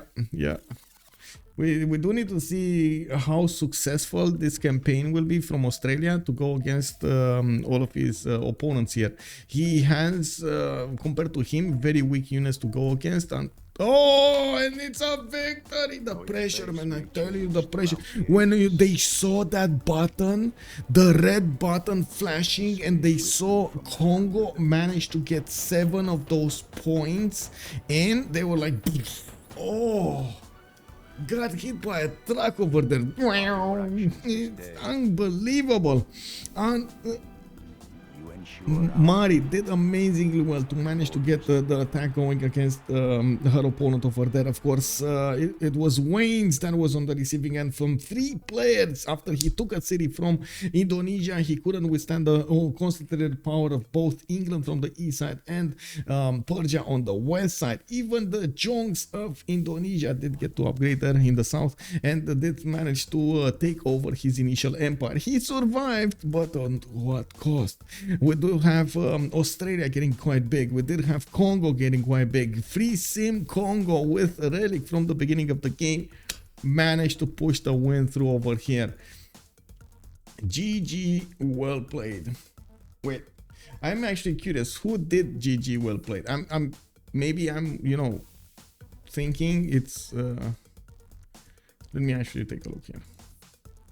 Post game chat, maybe? Post game chat? No? Post game? Post game? Okay, let's go post game 2. Let's see what they have to say. Hello, GG, well played. Everybody. I didn't do anything else, but did I route everyone or what? Yeah, somehow. Man, Outis with the biggest stats, he was late on everything. I can't believe this, man. Me on Australia? Or Yeah. I don't know. I don't. Yes, I don't was think I did so poorly coordinated. I'm really mad. I don't think I did a good game myself. It's maybe. No, you can't do much else there. No. I don't Oh, know. Sabuga. Good evening. Hello, my friend. GG guys. GG. Nice snatch on Regenera. Oh, Well done. Thank you. Like Dido's position is too good. He erased 3 players of our team.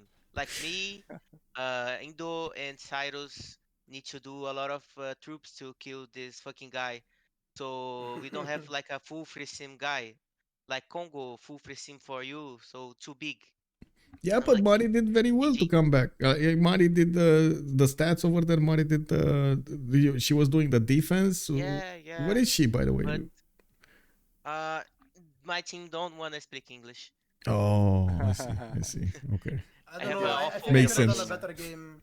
The reason Guitarja City was probably like really good. Yeah, That was we insane. told he to don't settle in Dido's face because behave +5 is too strong. But he told no, I can beat this guy, I can kill this guy, and unlucky. Yeah, I mean, but I I also, mean, had, I also had a warrior there. Like, I don't know what he was thinking. Like, I don't know. He bought a galley as well. It didn't help. He bought like multiple. I think he bought like 2 galleys. Multiple, one 3 second. even. Yeah, yeah. like the second Waynes saw the city of Indonesia put down, he immediately clicked on Byrims. Like that, I mean, that was like what I monument think I spammed built? 15 No. Byrims or something. After No monument. No. I mean, and then I got the admiral that allows you to go over deep water. So I sent all my Byrim to England and go like as well. Yeah. And then yeah, I mean, Persia took quite some time to kill me, I guess. Yeah. I was gonna chop out. I have Moksha with the promotion that I can save by district.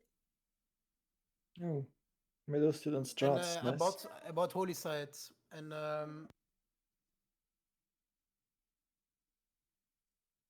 This canal strategy, by the way, it was a bit Yeah, surprising yes. but amazing. I was thinking, like, what are you doing getting ironclad fleets? And I was honestly, when you lost that city, I wasn't thinking you're gonna go again and place a city there to get the canal. Yeah. I can just clean up the ocean, I that's pretty learned good. that at this point of the game I need 3 Michael, chops. I need Yeah. 3. If I get 3 look chops, at- I'm in there immediately with my Look fleet. at Liverpool. If I don't put my plaza there, I can make a canal and go bop Kongo cities. But I put my plaza in the wrong place. Oh no. Unlucky. Liverpool? You mean Diplo Yeah, if quarter? my- Or Yeah. Yeah, that's If Yeah, I put yeah. my Diplo quarter in the other yeah. other I'm tile, I north can of the do horse. Canal and Panama Canal. Okay. Mm, But like Yeah. I put the wrong side. Unlucky. I don't like it. You can do. Can you? I was gonna look forward because I don't think you can kill the canal city in 2 turns and it just finishes it in 2. Yeah. And then it would have been interesting. I don't know how close you are to Submarine. ironclads. I have Ironclad next turn.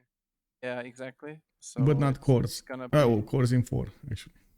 Corpse in 4, have Those Chola, ships Yeah. but behind I don't know. Like and a you have Congo Regenera. cultural victory is too fast. We don't have any cultural defense. Exactly, yes. If because that was the idea. I go in there and then it's really just Cyrus. It's just Persia having to defend culture because nobody else can do it. You have the naval fight. Yeah, but Doesn't matter what's Persia, happening here. If I kill you or not, it doesn't Persia, matter. It's just pressure. The submarines, though, your submarines with you build them so Yeah. fast with Venetian. This Oh, just gonna yeah. clean And the map. I also have lighthouse, great lighthouse, and even though you have ironclads, I'm gonna be like 10 turns earlier on battleships than you. yeah. we had super early relic on Kongo, which helped a ton. It was like turn 10. Yeah. Yeah, You three have to turning give a it settler away, like though. a boss there. What's going on, man? How did that happen? What do you mean? He was returning a settler from his captain. Ah, He really? got a relic and then he Oh. returned the settler. Insane. Oh, it's good Oh, stuff. Congo have relic. Yeah. Yeah, From the yeah, beginning, turn from five. like Like 10-5. The Oh, beginning. 8. Yeah. Oh. Yeah. You have to look Oh, up, you know? okay, You have okay. to look up. But it was a bit awkward because we had 2 people going urban. So Oh, I no. don't know. It's a bit awkward. I'm not a greedy player. I didn't go over. Didn't take I don't know. single Also, turn. I don't think I asked more gold than I made actually. But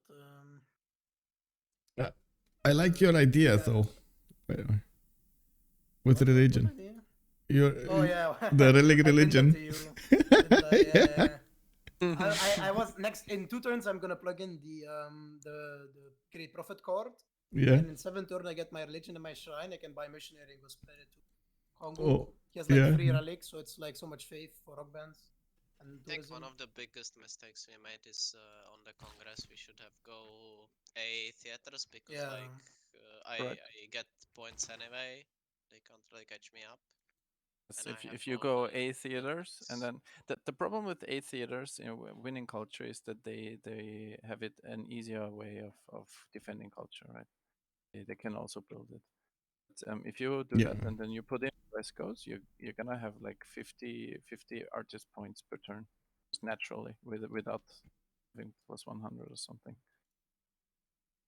GG's. So yeah. GG, well played. Thanks for casting. Was pleasure. Was a nice game to watch. Thank you for Yeah, having me. Of course. So unlucky GG, died this one, but also not. GG. GG.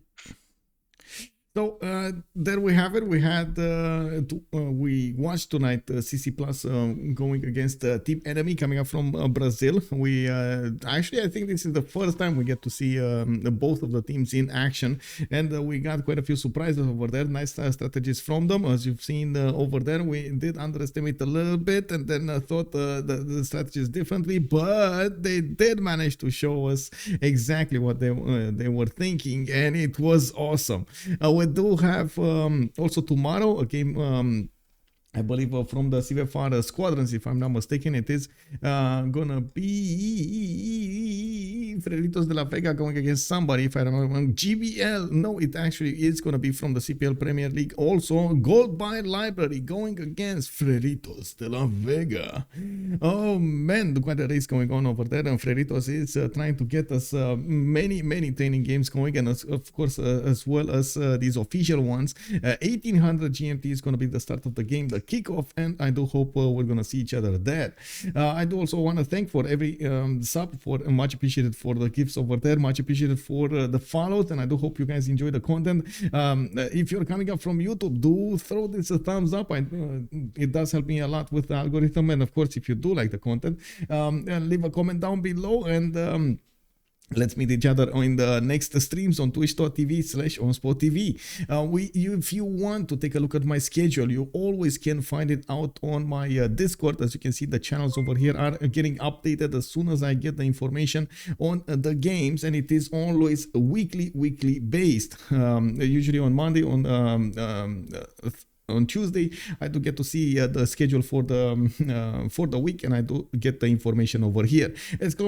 Discord on Twitch, or you can get the information on the link, the invite link to Discord from from the YouTube description, and I do hope we're gonna see each other there. Fenris, thank you so much for the follow, sir. Much appreciated, sir. Let's see each other in the next games tomorrow. Freritos de la Vega against Gold by Library.